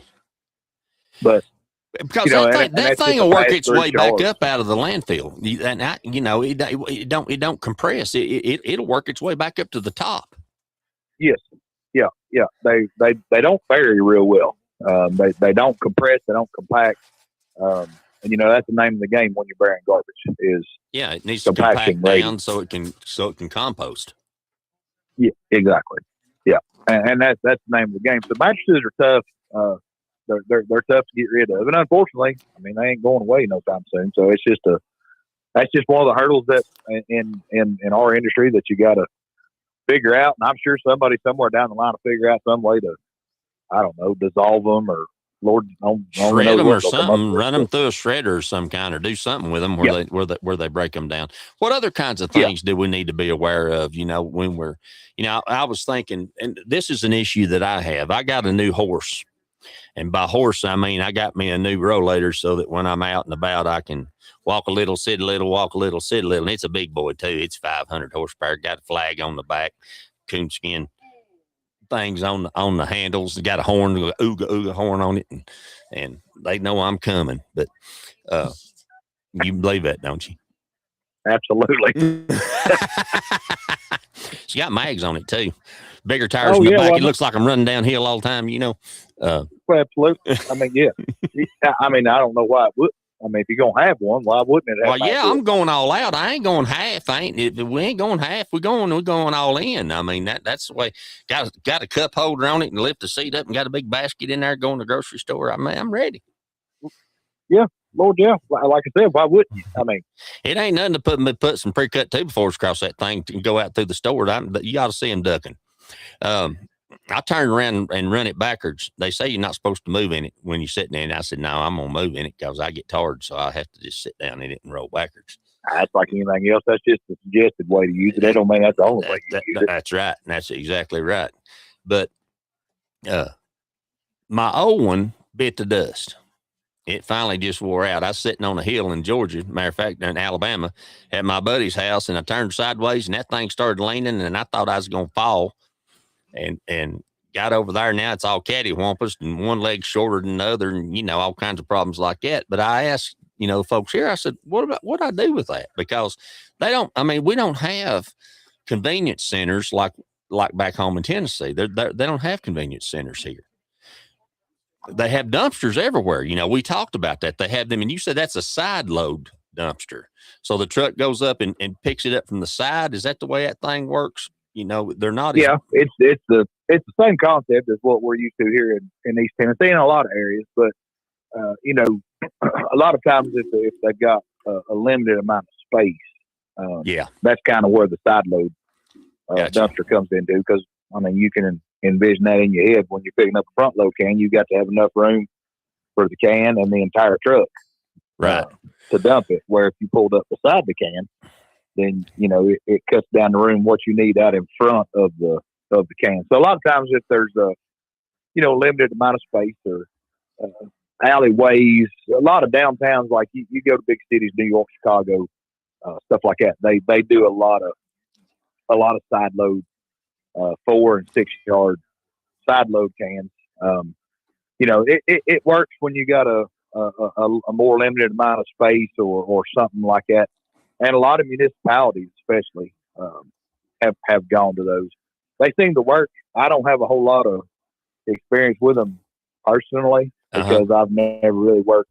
Every place I've ever worked has always been more of a rural type setting. So room's not really a problem. Overhead clearance is more of a bigger issue for us more often than not than, a footprint spaced out in front of the can. Me personally, I've never really fooled with them, but I know a lot of the guys that when all of the managers and things get together, and we all meet somewhere. I've heard the guys talk about it, and of course they're just complaining about different things and the complications and the hurdles they got to get over in order to dump those things. And from what I understand, they can be from the guys that's hauling it. Those trucks are kind of finicky about. They just have a lot of mechanical failures on them. Where really, and I think it's because they're fairly new. That style of truck is fairly new, and when I say fairly new, I mean probably 10 years old. Right. I mean, that's new to in us. our world. Yeah, in our world, 10-year-old. We've been picking up front load trash the way we pick it up now for, good God, I don't know how long, but a whole lot longer than 5 years. Yeah, exactly. That's what my buddy said the other day. He said, well, somebody said, well, that's just 20 years ago. And he said, I'm thinking 1980. And he said, no, that's 2006. Yeah, exactly. Yeah. Yeah. Well, I could see, when I saw it, I thought, well, how in the world they turn that and block the road?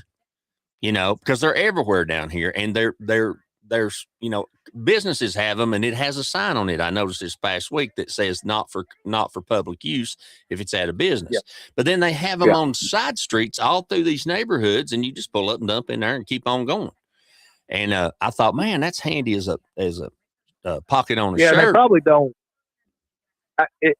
I'd say those neighborhoods you're talking about, they're probably like more like out in a rural. I know you're in more of a rural type setting. I am, but I'd say it probably cuts down on everybody's price. I mean, if you can roll in, and it's kind of like an apartment building, like what you're talking about. Everybody takes their garbage in the apartment building to 2 or 3 or 4 different corrals around the apartment complex. Well, the truck's only got to run in and dump, 4 different spots, or 3 or 5, or however many they got. Right. Same concept with a neighborhood. It's a whole lot cheaper. If I got to run in a neighborhood that's got 100 houses and I got to make 100 stops and dump 100 residential cans, or if you take them same 100 houses and put them in 3 different corrals and everybody takes their garbage to that corral, I mean that keeps the cost down for the hauler, which in turn is going to keep the price down for the consumer. So it's just different ways of looking at things, different concepts, different what people want, But at the end of the day, it all boils down to money. And if we can come up with a concept that everybody's happy with that saves me money for running a truck, then I can pass them savings along to the customer. It's no different than any other business. I don't think I've ever told you this, and I don't know that I've ever even told it on the show. I don't think that I have.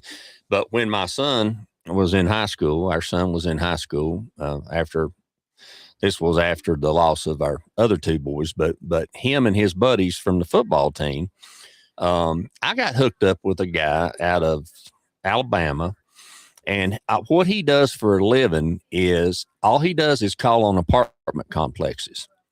And so, and I'll give you a prime example. The Legends, I think is what it's called, on Washington Pike there in Knoxville, Tennessee.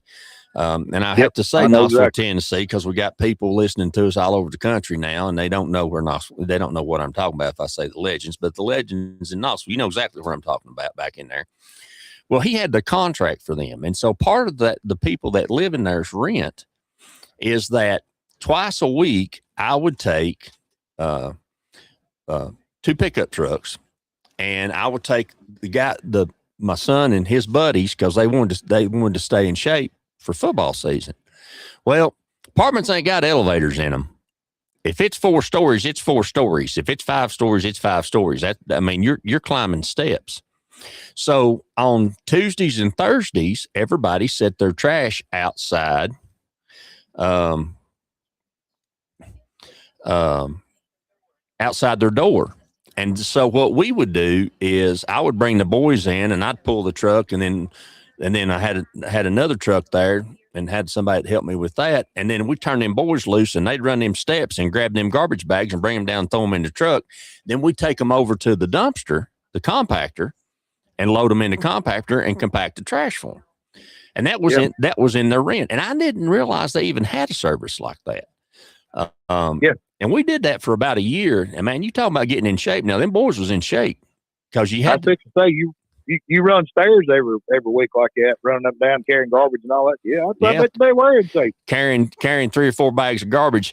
My buddy Bob says, Robert, he says, we call him Bob. He said, "Hey, Rick, great to hear you again. I actually stopped painting about 8 years ago. I'm 100% your favorite profession."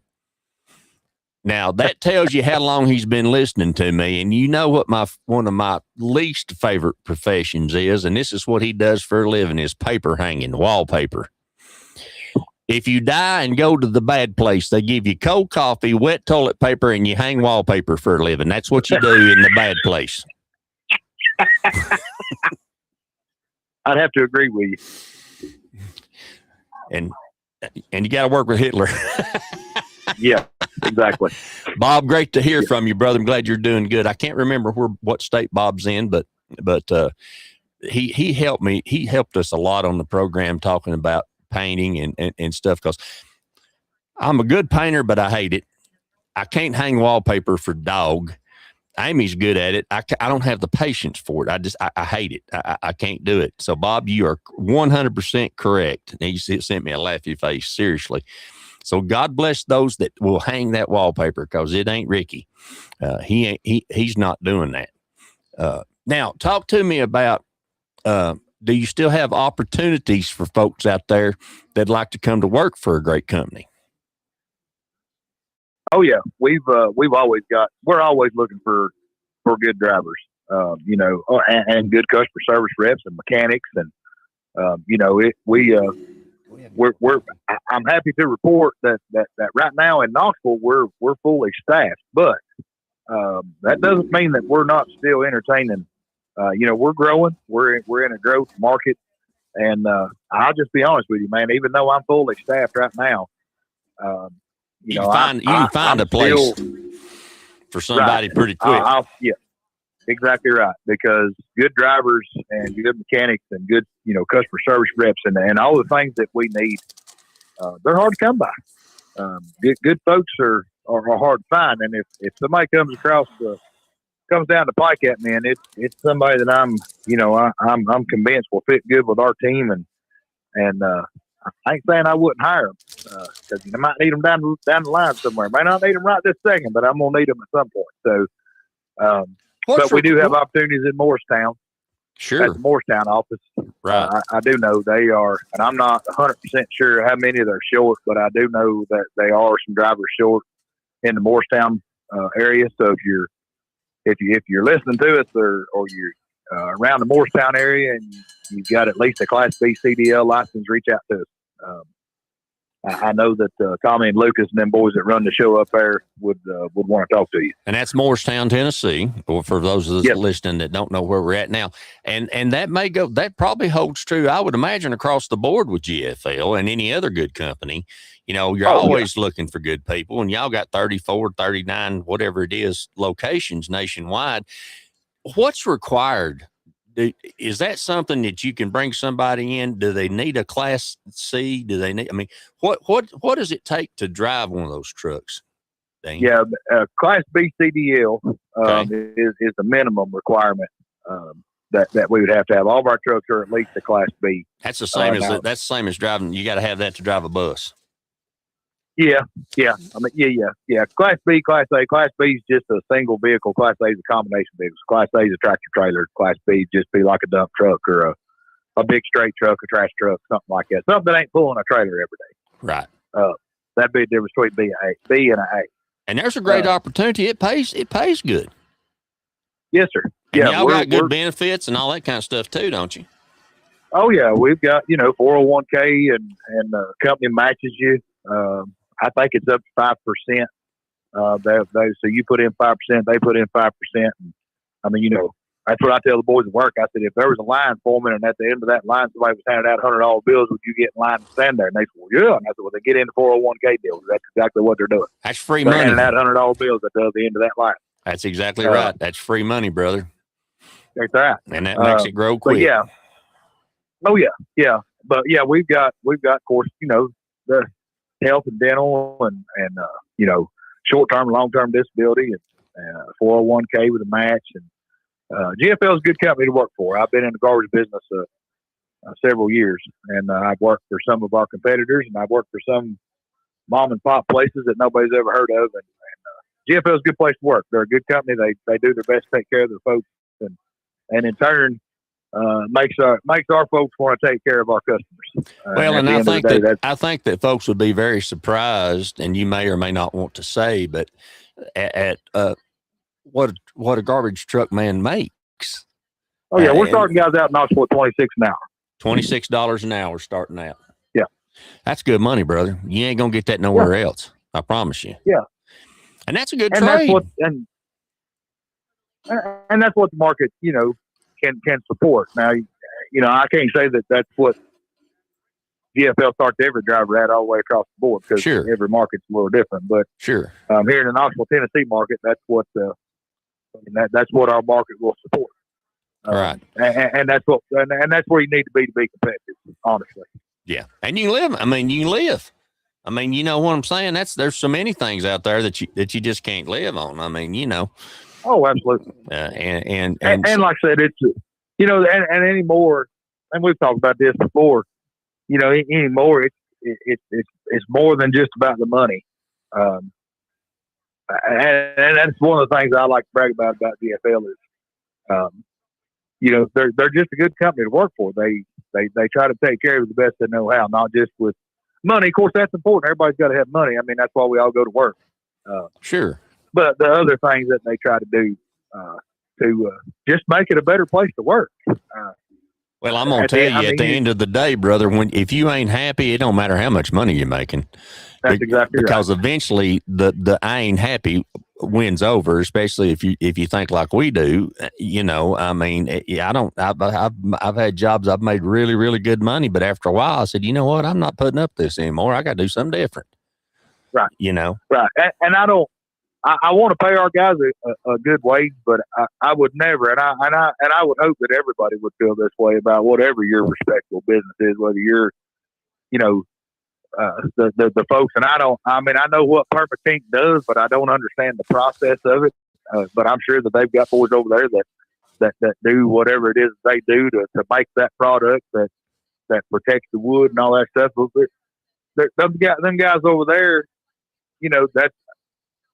that's what they're good at. That's what they do. That's what they know how to do. Right. But I'm sure that they need to pay them boys a decent wage to do their craft. But at the same time, I don't want my guys out running around miserable with what they're doing. Exactly.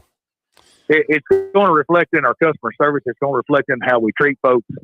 And I mean, for you guys that have ever seen a GFL truck or a GFL garbage can, they kind of stand out a little bit. So, well, y'all gonna make a statement. That's what I like about it. I mean, that's a cool color. I don't care what they say. I mean, GFL's got a cool color. GFL green is cool. GFL green, and if you go to, I think I said this before when I was on with you, but if you go to a PPG paint store, you can actually buy GFL green. That is a paint code. That's what they call it. I might go get me some of that and paint my horse. There you go. GFL green. And I got my flag up there. Yeah, boy. But yeah, I would hope that everybody would kind of feel the way that we try to feel, which is, if a guy or a girl, it doesn't matter. A guy, I'm using the word guy as just a general term. If a person, let's put it that way. Yeah. Is happy with what they do. I want to know what your pronoun is. Is it we, they, they, them? Them likes I mean, what's your pronoun? I want to know what you know. We saw that on the show the other day. That's a new thing. You got to know about these things in today's world. Yeah, I reckon that's a new thing. I got off that bus last stop, Rick. I don't know about that. I don't either. I just don't want to offend nobody. I want to be happy with me. If they want me to call them they, that's fine. Whatever suits them. Right. Hey, do your thing. If that's what you, I mean, I got no qualms about it. I'm having a little fun on the program. I'll get hate letters, I guess. Yeah, well, but I'll let Chevy answer all them. He reads lips and he types quick too. Yeah. Well, I would just hope that I would just hope that my folks are we're doing what we can to make them happy and well, that means a lot. And I hope that reflects on this great big giant bright green rolling billboard that we ride up and down the road in every day. And if somebody was to approach one of my drivers or one of my mechanics in a service truck or anything else, they would be able to speak good. If somebody, and we've all been there. Absolutely. You walk around with the name of the company that you work for on a T-shirt or a ball cap or something like that, and somebody go, "Hey, man, how you like working for GFL?" I would hope that for the majority, and I mean you ain't never gonna make everybody. Hey, some people Jesus can't make happy, brother. You know what I'm saying? I mean, there's some people that the good Lord ain't gonna make happy. That's just how it is. That's right.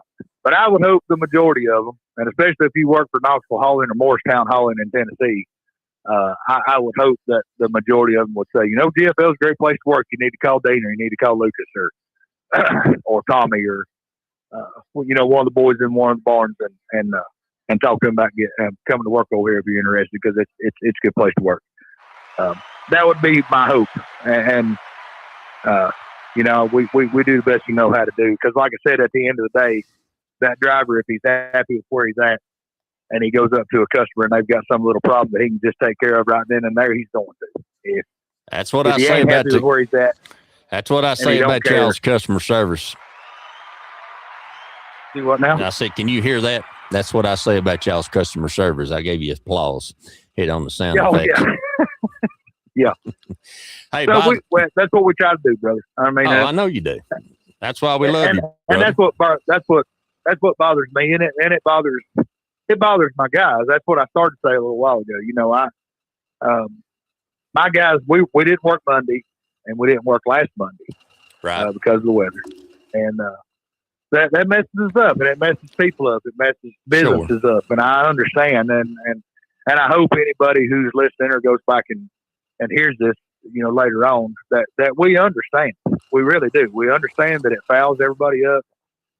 It messes up your operation, and y'all depend on us to provide a service that keeps your business, regardless of what it is, rolling and moving.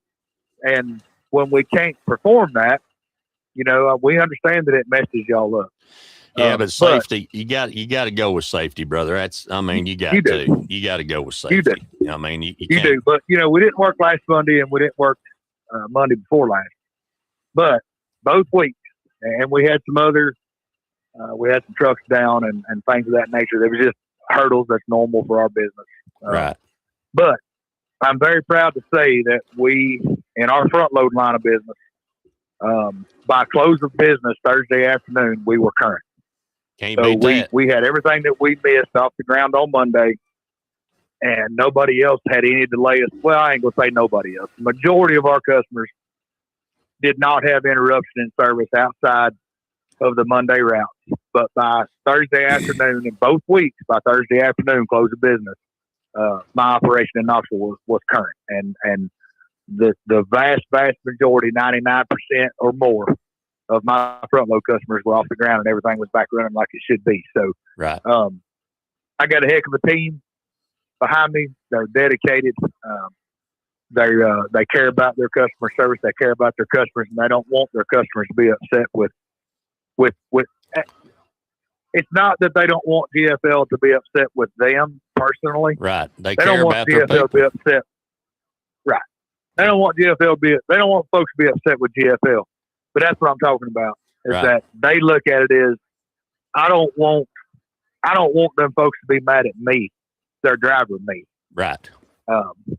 Well, you trash guys like you. I mean, that's kind of like your mailman or mailwoman, or you. I mean, that's something that you depend on. Right. I mean, that's part of the family out there. That's the way it's supposed to be. and I think the majority of my guys, I would go so far as say as all my guys, they don't look at it as they're dumping, that GFL is dumping a business's can. They're dumping that can. Right. They're the face of GFL. They're the face of Knoxville hauling. Right. And that ain't something. That's why I tell you, I've got the best team in the business. I'd put them up against anybody, anytime, anywhere. You all right for a country boy? That's what I say. Hey, listen, if they want, there's a biscuit lives at your house. Yeah, that's exactly right. I'm gonna tell you, hey, and I'm gonna have to say now. I get down here in Texas, in West Texas, and they start putting that Huevos Rancheros on me.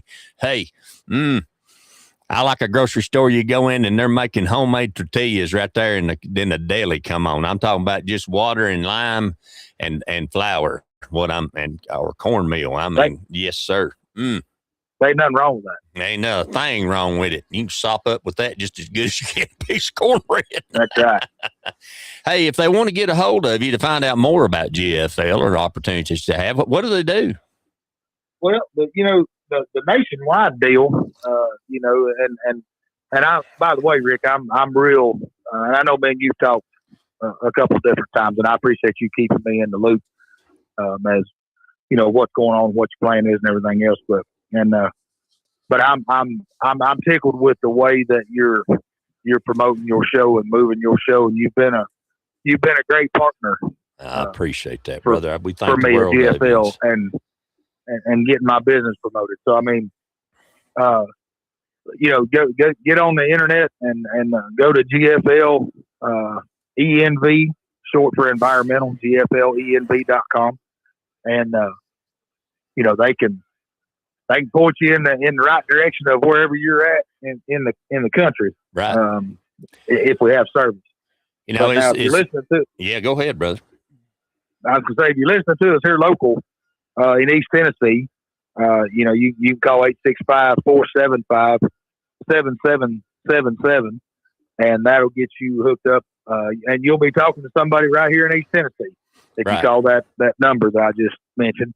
Right. You're not going to be talking to a call center in some foreign country or something like that. You're going to be talking to a young man or a young lady right here in East Tennessee, Knoxville or Morristown is going to answer the phone, and they're going to understand where you're at and be familiar at least with where you're at. Everybody I've talked to over there just nice as they can be. I mean, just helpful as they can be, and it's just been fantastic. And this morning as I was getting on, since we moved our time just a little bit, I've had some folks come in there and say, hey, we miss you on the radio, but now we're glad we found you. And so I appreciate that. And I appreciate our listeners, and, and we're gaining, it's a great move for us. And I think it's good for all of us. And that's what matters, is that it's good for all of us and that we can do, what we need to do. So we're going to try our very best to do what we can to make it so. Hey, by the way, I was going to tell them before I let you go, and we go to that next time out, and I appreciate you taking time out of your morning this morning. I know the only reason you come it's always a pleasure to be on with you. Well, it is. I've always my pleasure to have you.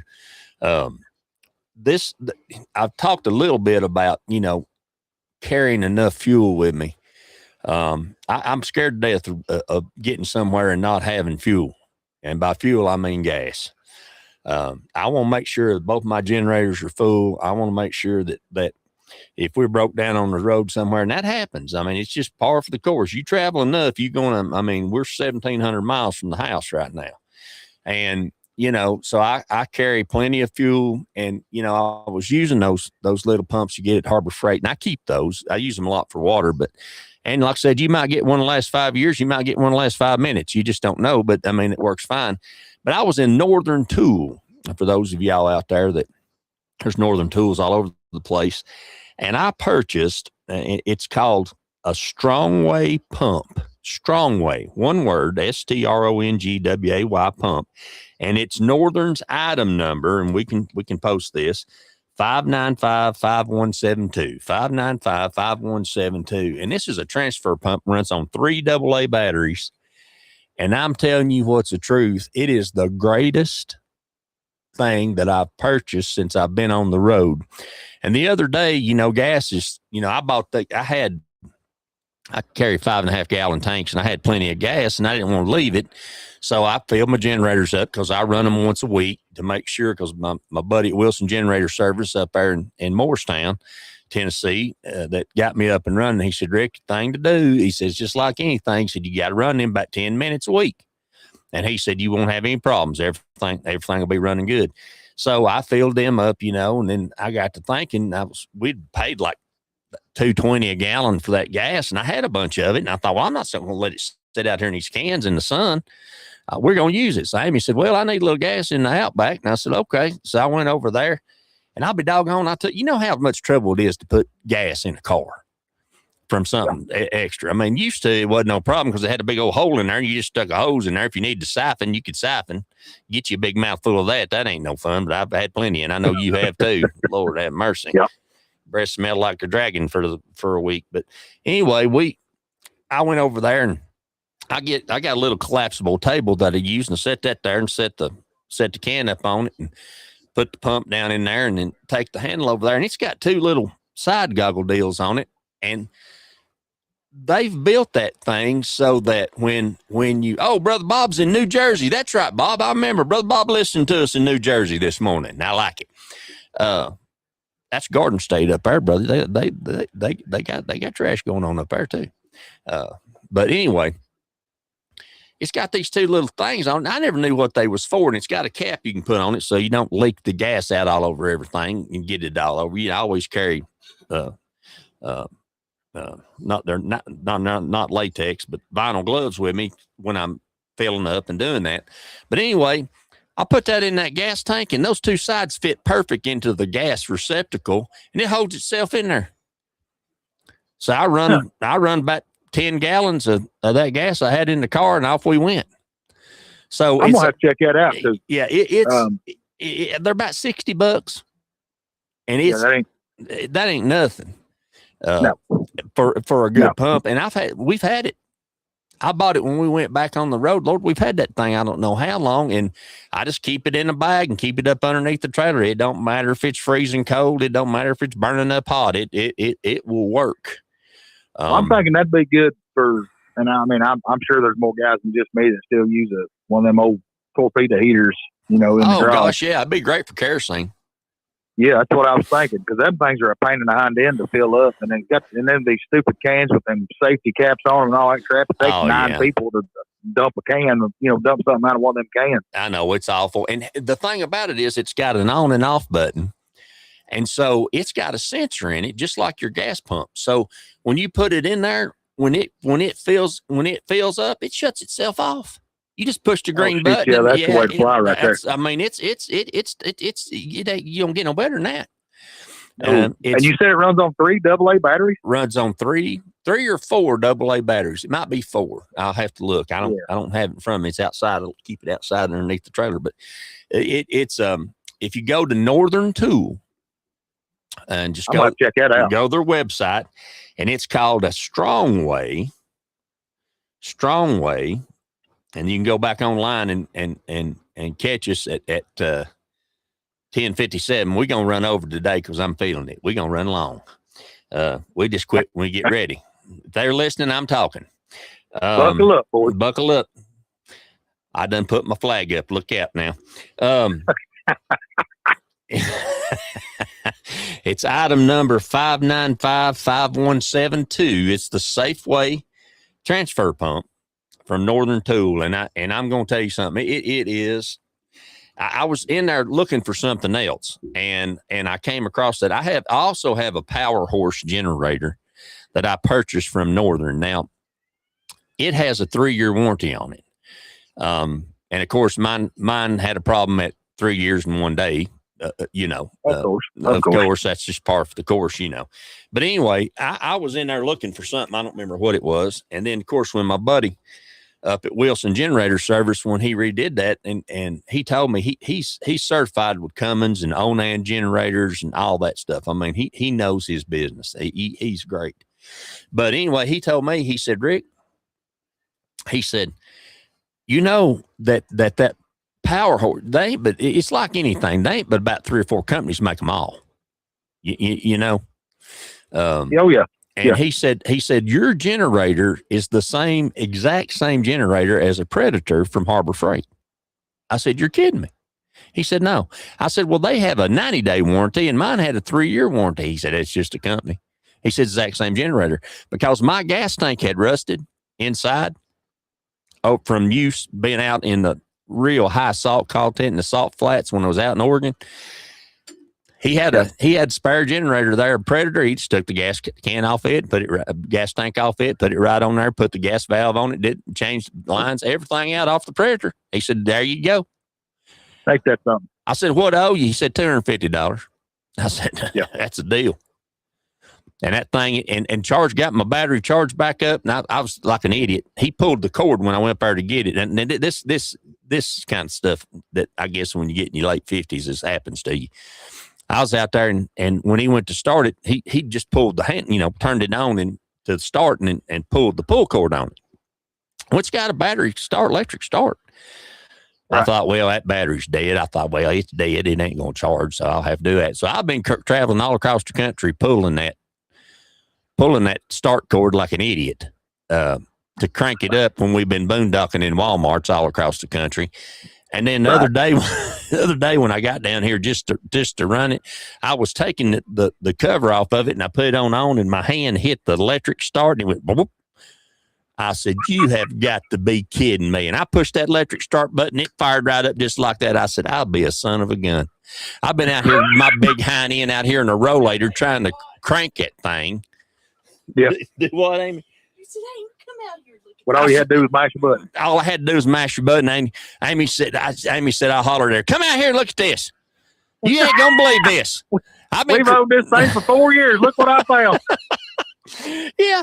And it dang battery's fully charged. And I said, watch this. I had to shut it off and show her. Shut it off, turn it back on, hit that button, Hey, Anna, good to see you this morning. Thank you. You sounding good. She said, good deal. Thank you, Miss Anna. Glad to have you joining us this morning. I said, watch this. I turned it off, turned it back on, turned it off, turned it back on. She said, okay, I get it. I'm like, I'm going back in the house now. Yeah, I'm going back in the house. I'm out here at 4:00 in the morning filling this thing back up. They ain't near as impressed with that kind of stuff as we are. No, I was when amazed. I say they, I mean women. Yeah, I know it. Preach, brother, preach. Yeah. They're listening to New Jersey and in Washington State. They want to hear it. It's the same everywhere. It don't matter. That's right. It don't matter. That's right. That's right. Well, listen, brother, I appreciate you. And absolutely, Rick. I appreciate you taking time to more than I know how to say. Jump on here with us. We're gonna keep talking a little bit. That's a Strong Way pump at Northern Tool. 595-5172 and get you one today. You can call them there and you can go over Clinton Highway if you're in Knoxville, Tennessee and grab you one up. And if not, they'll ship it to you. But yeah. And like I said, power horse generator, good product too, but it ain't nothing but a Predator. Bob says, my profession is dying. I turn 65 next month. 3 of the 4 paper hangers in my area are over 60. I work in a luxury market, worked in 3 houses over 20 million last year. He said they pay craftsmen well. That's you go, Bob. Boy. Bob found him a niche. Yes, he has. He's good, and I bet it, and I know his work is outstanding. So that's good stuff. Brother, go in there and tell Mama you love her, and tell her we said hi. And we'll do it, brother. And we appreciate you supporting us. And we are so lucky. You talk about having a team. We got a great team. We got y'all. We got GFL. And we got Evan at Permachink. We got Harold and Joel at Knoxville Salvage, and Will over at All Clear Plumbing, and just the gang of folks that we have. We're just tickled to have. I was running. That's another thing. I don't know if you heard the commercial for Keith and Sons Electric out in Panama City Beach. Great electrician friend of mine that does whole house generators and solar and it just we just got a team of folks out there that I don't care where you live. That there's some good companies left in this world, and that's the ones we're hunting because they're few and far between. You chose. We're proud to be affiliated with you, brother. That's for sure. Well, we appreciate you. What you do for us. Well, can you make me better looking?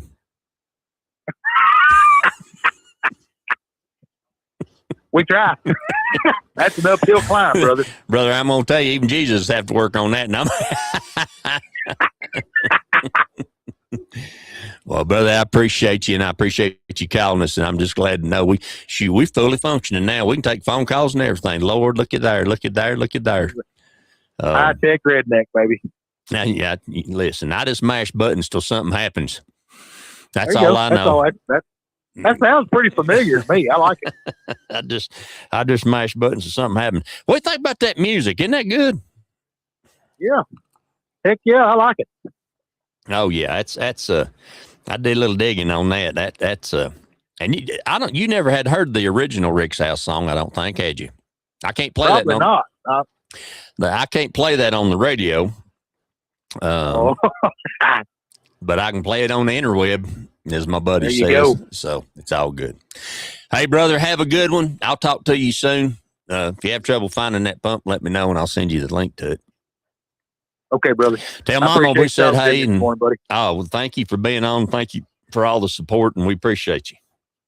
Absolutely, buddy. We'll talk to you soon, Rick. All right. Talk to you later. Thank you, Dean. See you, brother. All right. Bye-bye. Dean Keys, y'all, with GFL. Phone lines are open, and when you come, you're coming on live. 423-717-0157, 423-717-0157. If you're out there listening, we'd love to hear from you. 423-717-0157.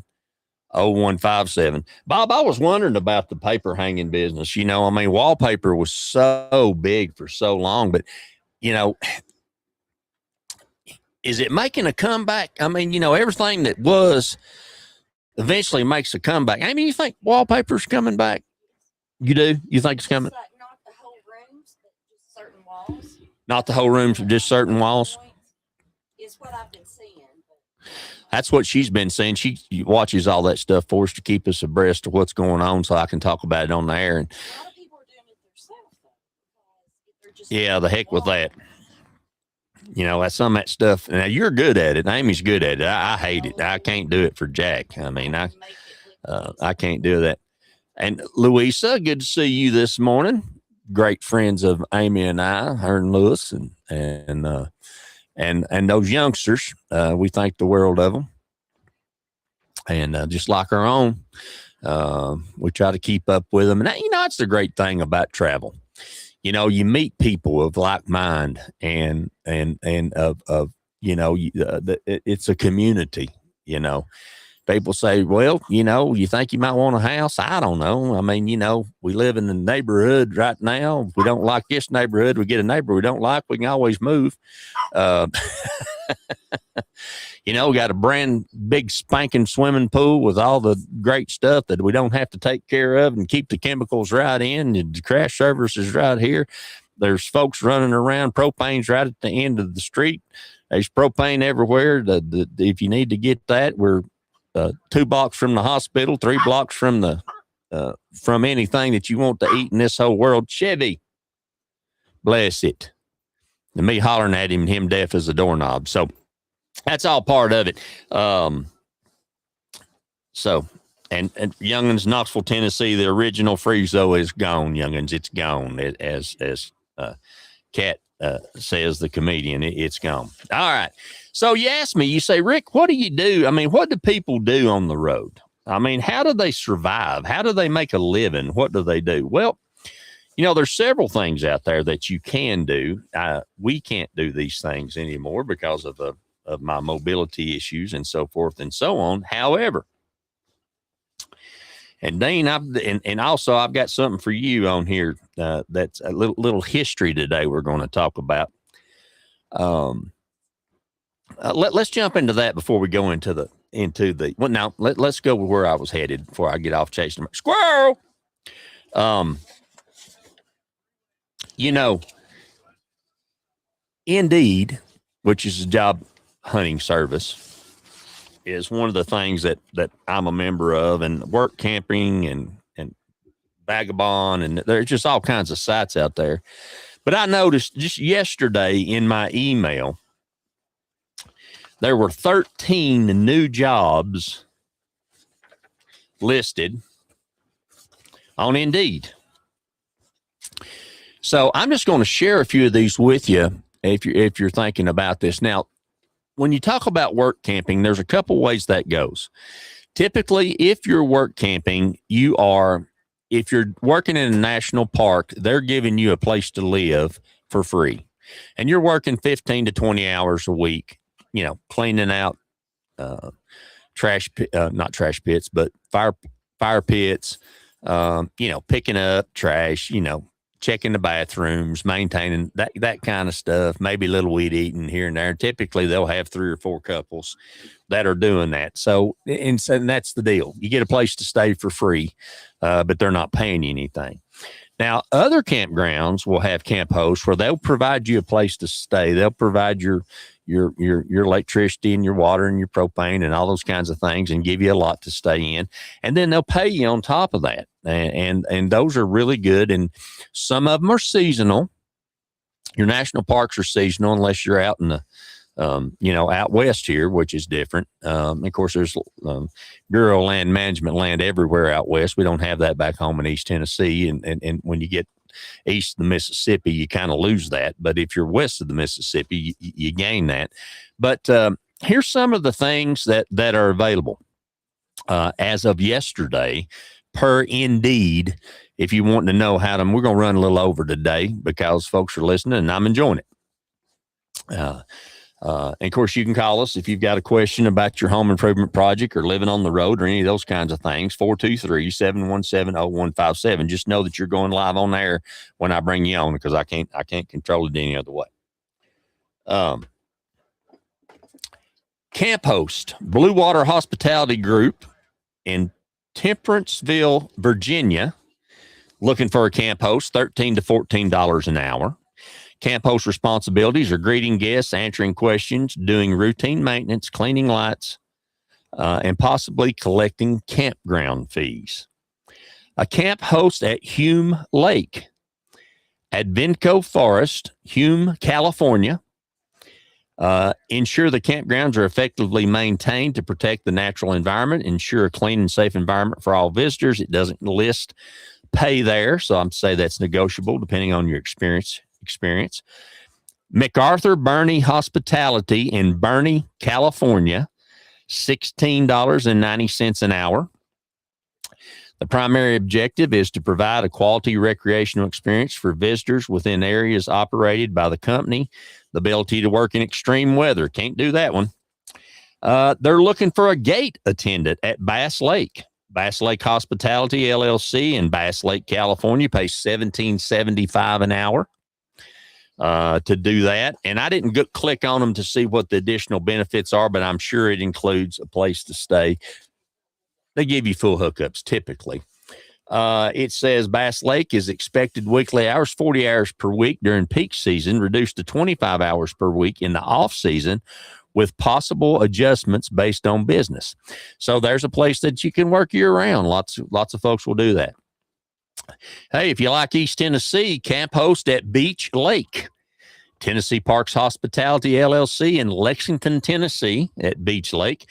The primary objective is to provide a quality recreational experience for visitors within areas operated by the company. The ability to work in extreme weather. I don't like extreme weather. I like high desert, youngins. A camp host at Superior, Laurentian Outdoor Recreation Hospitality in Duluth, Minnesota. Home of Duluth Trading. I'm sure that's probably seasonal. Let's see. No, $11.13 an hour, but I'm sure they've got a package available for stay and so forth. The primary objective is to provide a quality recreational experience for visitors within areas operated by the company. The ability to work in extreme weather. See, if it says first of all, the ability to work, I can't do other than unless my mouth breaks, and I only do that once a week. But in extreme weather, it ain't working for me. I can't do it anymore. Campground host in Sioux Falls, South Dakota at the KOA, $12 an hour. Join our vibrant campground community as a campground host team looking for a couple and become the friendly, welcoming presence that helps create memorable. We don't want you killing nobody. Memorable guest experiences. Campground attendant for the Love of LLC, Valley Springs, California, $16.90 an hour. Easy to apply. The ideal candidate will possess strong communication skills and a passion for hospitality and a welcoming demeanor to create memorable. Lord help me. I went to Gibbs. Memorable. Those of you back home know what that means. Experiences for your visitors. Security officer, you have to be sworn and unarmed.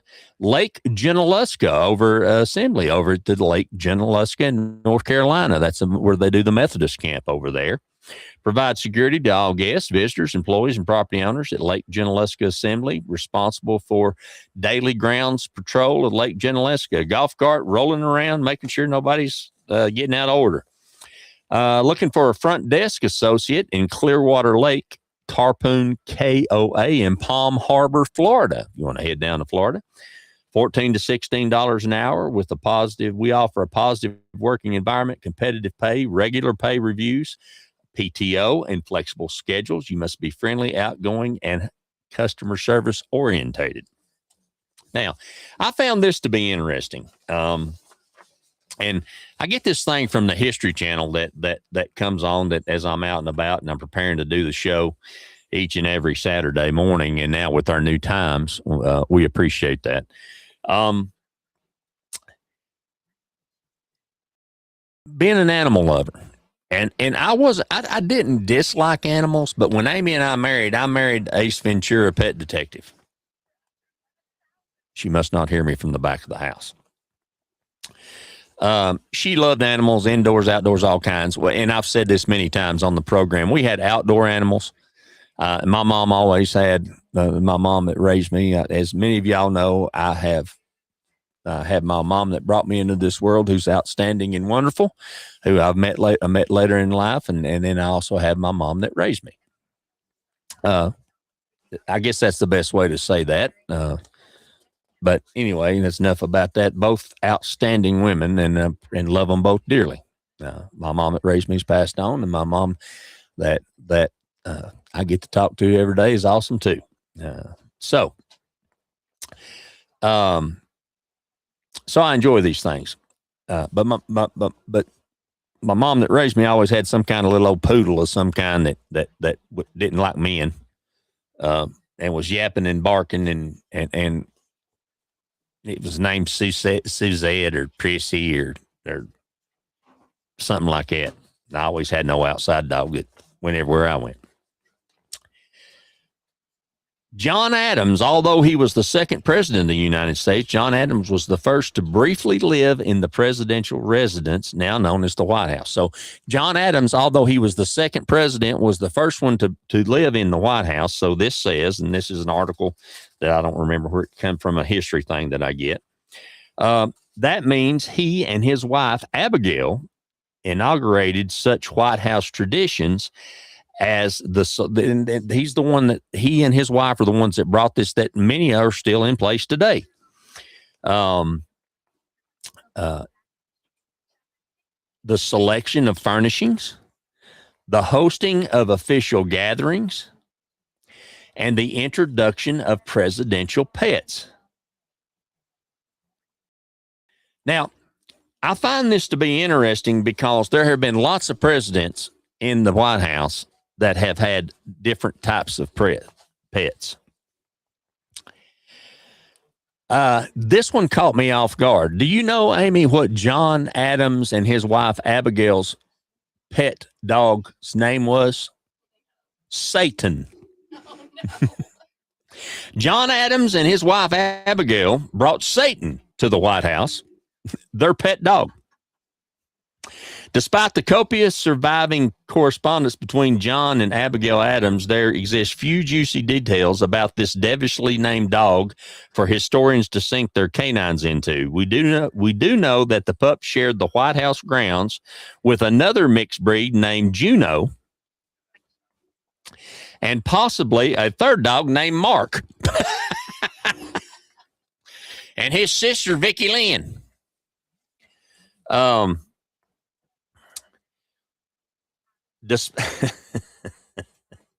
We can also deduce that Satan had to compete for the divided attention of the horse-loving president who built the White House stables to house his carriage horses, Cleopatra and Caesar.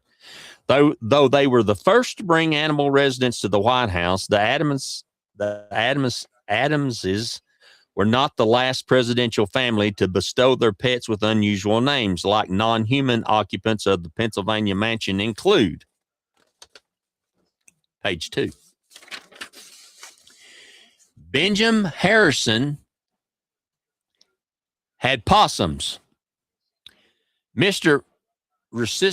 Reciprocity and Mr. Protection. Rutherford B. Hayes, cats. Simon, Miss Pussy, and Piccolomina. And Theodore Roosevelt's guinea pigs, Admiral Dewey, Dr. Johnson, Bishop Doane, Fighting Bob Evans, and Father O'Grady. But as with other matters of American presidential history, it's hard to top the standard set by George Washington, who blessed his dogs with such memorable names as Drunkard, Madam Moose, and Sweet Lips. There's a little history for you on the Rick's House program. So you'll find us here each and every Saturday morning. We appreciate you listening to us. Please visit our sponsors. Be with them and do business with them wherever you are. Many of our sponsors are national, and they have the opportunity to help you wherever you may be across the country. And we are, as we add, like I said, I'm working on, I just have to figure out the RTMP, and I've made requests, and I'm waiting on that to come through. So hopefully I'll have that done, and we'll have you ready. We're going to go back one more time to that list of folks that bring you the Rick's House program, and then we'll be back to finish it up here by the half-hour mark here at the bottom of the hour. You're listening to Rick's House. It's Saturday morning. Thank you for being a part. Hey, y'all, this is Rick Allen, host of Rick's House Home Improvement Radio Show on the road. Let me tell you about my friends at Knox Rail Salvage and Old City Kitchens. Joel Piper and the team there have been friends of this program for a long time, and they want to be your friend. Friends, they have got the best cabinets, the best products. You say, Rick, is it seconds? No, everything's first quality. They do have some seconds if you want to get a deal, but not on kitchens and not on about everything they have in the store. So trust me, they're part of our team. They want to be part of your team. And in this environment where building materials are going through the roof, they're going to have the best prices on the best products in Knoxville or anywhere in the surrounding area. Call them today. See them online. KnoxRailSalvage.com, OldCityKitchens.com. A Rick's House favorite. Hey, y'all, this is Rick Allen, and let me tell you about one of my favorite companies, Top Septic. If you need a new drain field, or maybe you're having a problem with your existing drain field, or maybe the septic tank just needs to be pumped, they are the folks that can handle it for you. They know what they're doing. They're an American-owned company run by a veteran who wants to give you the type of service that you're expecting. Top Septic. Call them today, 865-599-1690. 865-599-1690. Hey, y'all, this is Rick Allen, host of Rick's House Home Improvement Radio Show. Let me tell you about our newest sponsor, GFL. That's Green for Life. If you're looking for that dumpster or that roll-off or that piece of equipment that's going to get that debris away from your job site, or just keep things handy around and clean around that big business that you have, GFL wants to be your partner. They want to service you, and they want to take care of you. Locations in Knoxville and Morristown, and you can call them today at 865-475-7777. 865-475-7777. Dean Kings joins me today to tell us about a special offer for Rick's House listeners. Dean. Yeah, Rick, if they mentioned that they've heard about us on your show or any kind of thing affiliated with your show, we're going to waive our delivery fee for any roll-off box. And how much is that, That's brother? a $75 savings. $75 savings right off the bat. So if you're looking for that dumpster or that open top roll-off, GFL is the company that's got them for you. They want to take care of you, they want to service you, and they do a great job for us. GFL, call them today, 865-475-7777, and mention that you heard them on Rick's House.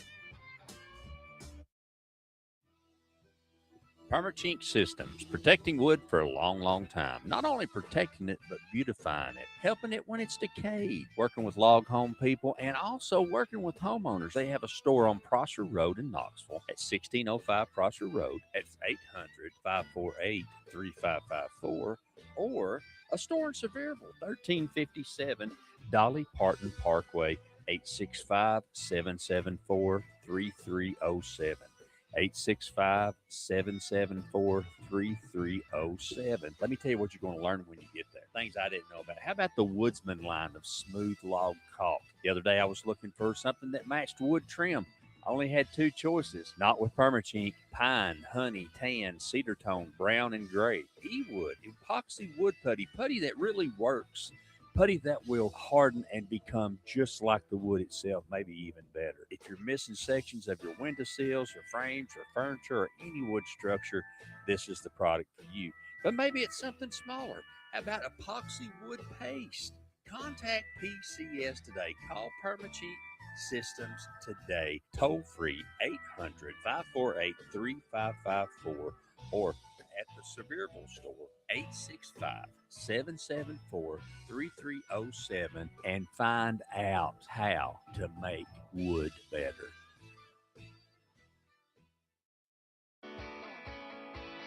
Located in the heart of East Tennessee, where they do full service plumbing and repairs, All Clear Plumbing. Wheeler and Daniel, they know how to get the things right in your house. From a broken water pipe to an emergency repair to a water line installed, or maybe something that you never thought a plumber could do. Who do you call? You call All Clear Plumbing. Talk to Wills, All Clear Plumbing, your choice for plumbing. 865-443-7752. Don't let do-it-yourself become do-it-to-yourself. This is Rick's House, the home improvement show.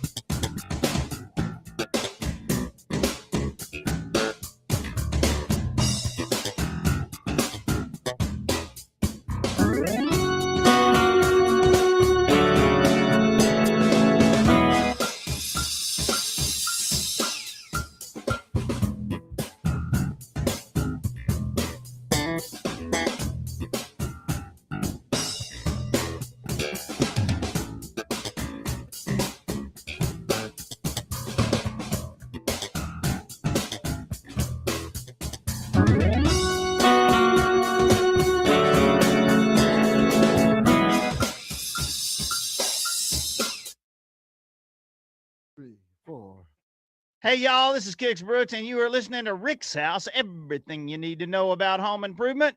And here comes Rick.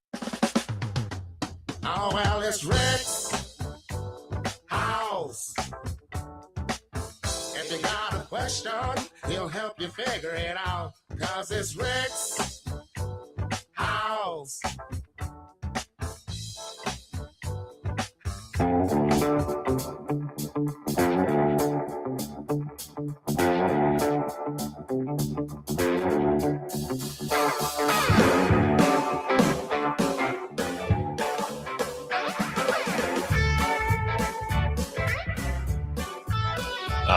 Good Saturday morning to you. Welcome back to Rick's House. Thanks for joining us on the program.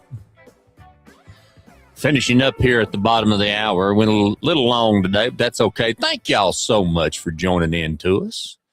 Appreciate that you being part of each and every Saturday as we try to bring you the best in home improvement and RV living and have a little fun along the way. And like I said, thanks for supporting our sponsors.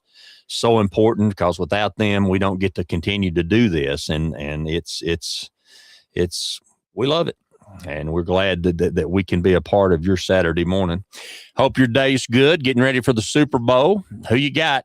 I'm going with the Patriots only because of Josh Dobbs from Tennessee, who is also a quarterback. And hopefully he'll get to play some. I hope he does. I don't want the other guy to get hurt, but I hope he gets to play some, of course. We appreciate that. So, as always, thank you so much for joining us each and every Saturday morning. You can rewatch this during the week. You can find me during the week at rickshouseradio@gmail.com. And soon, as soon as I get that RTMP, we'll be adding Spotify and TalkShoe as well as that, and also TikTok. So we're working on it. We're getting there. I just don't want to mess up what I got. Just a little at a time. I'm learning as I go. God bless you. Take them babies and love on them. Hug them. Thank somebody for their service. God bless you. We love you. We'll see you next time on Rick's House.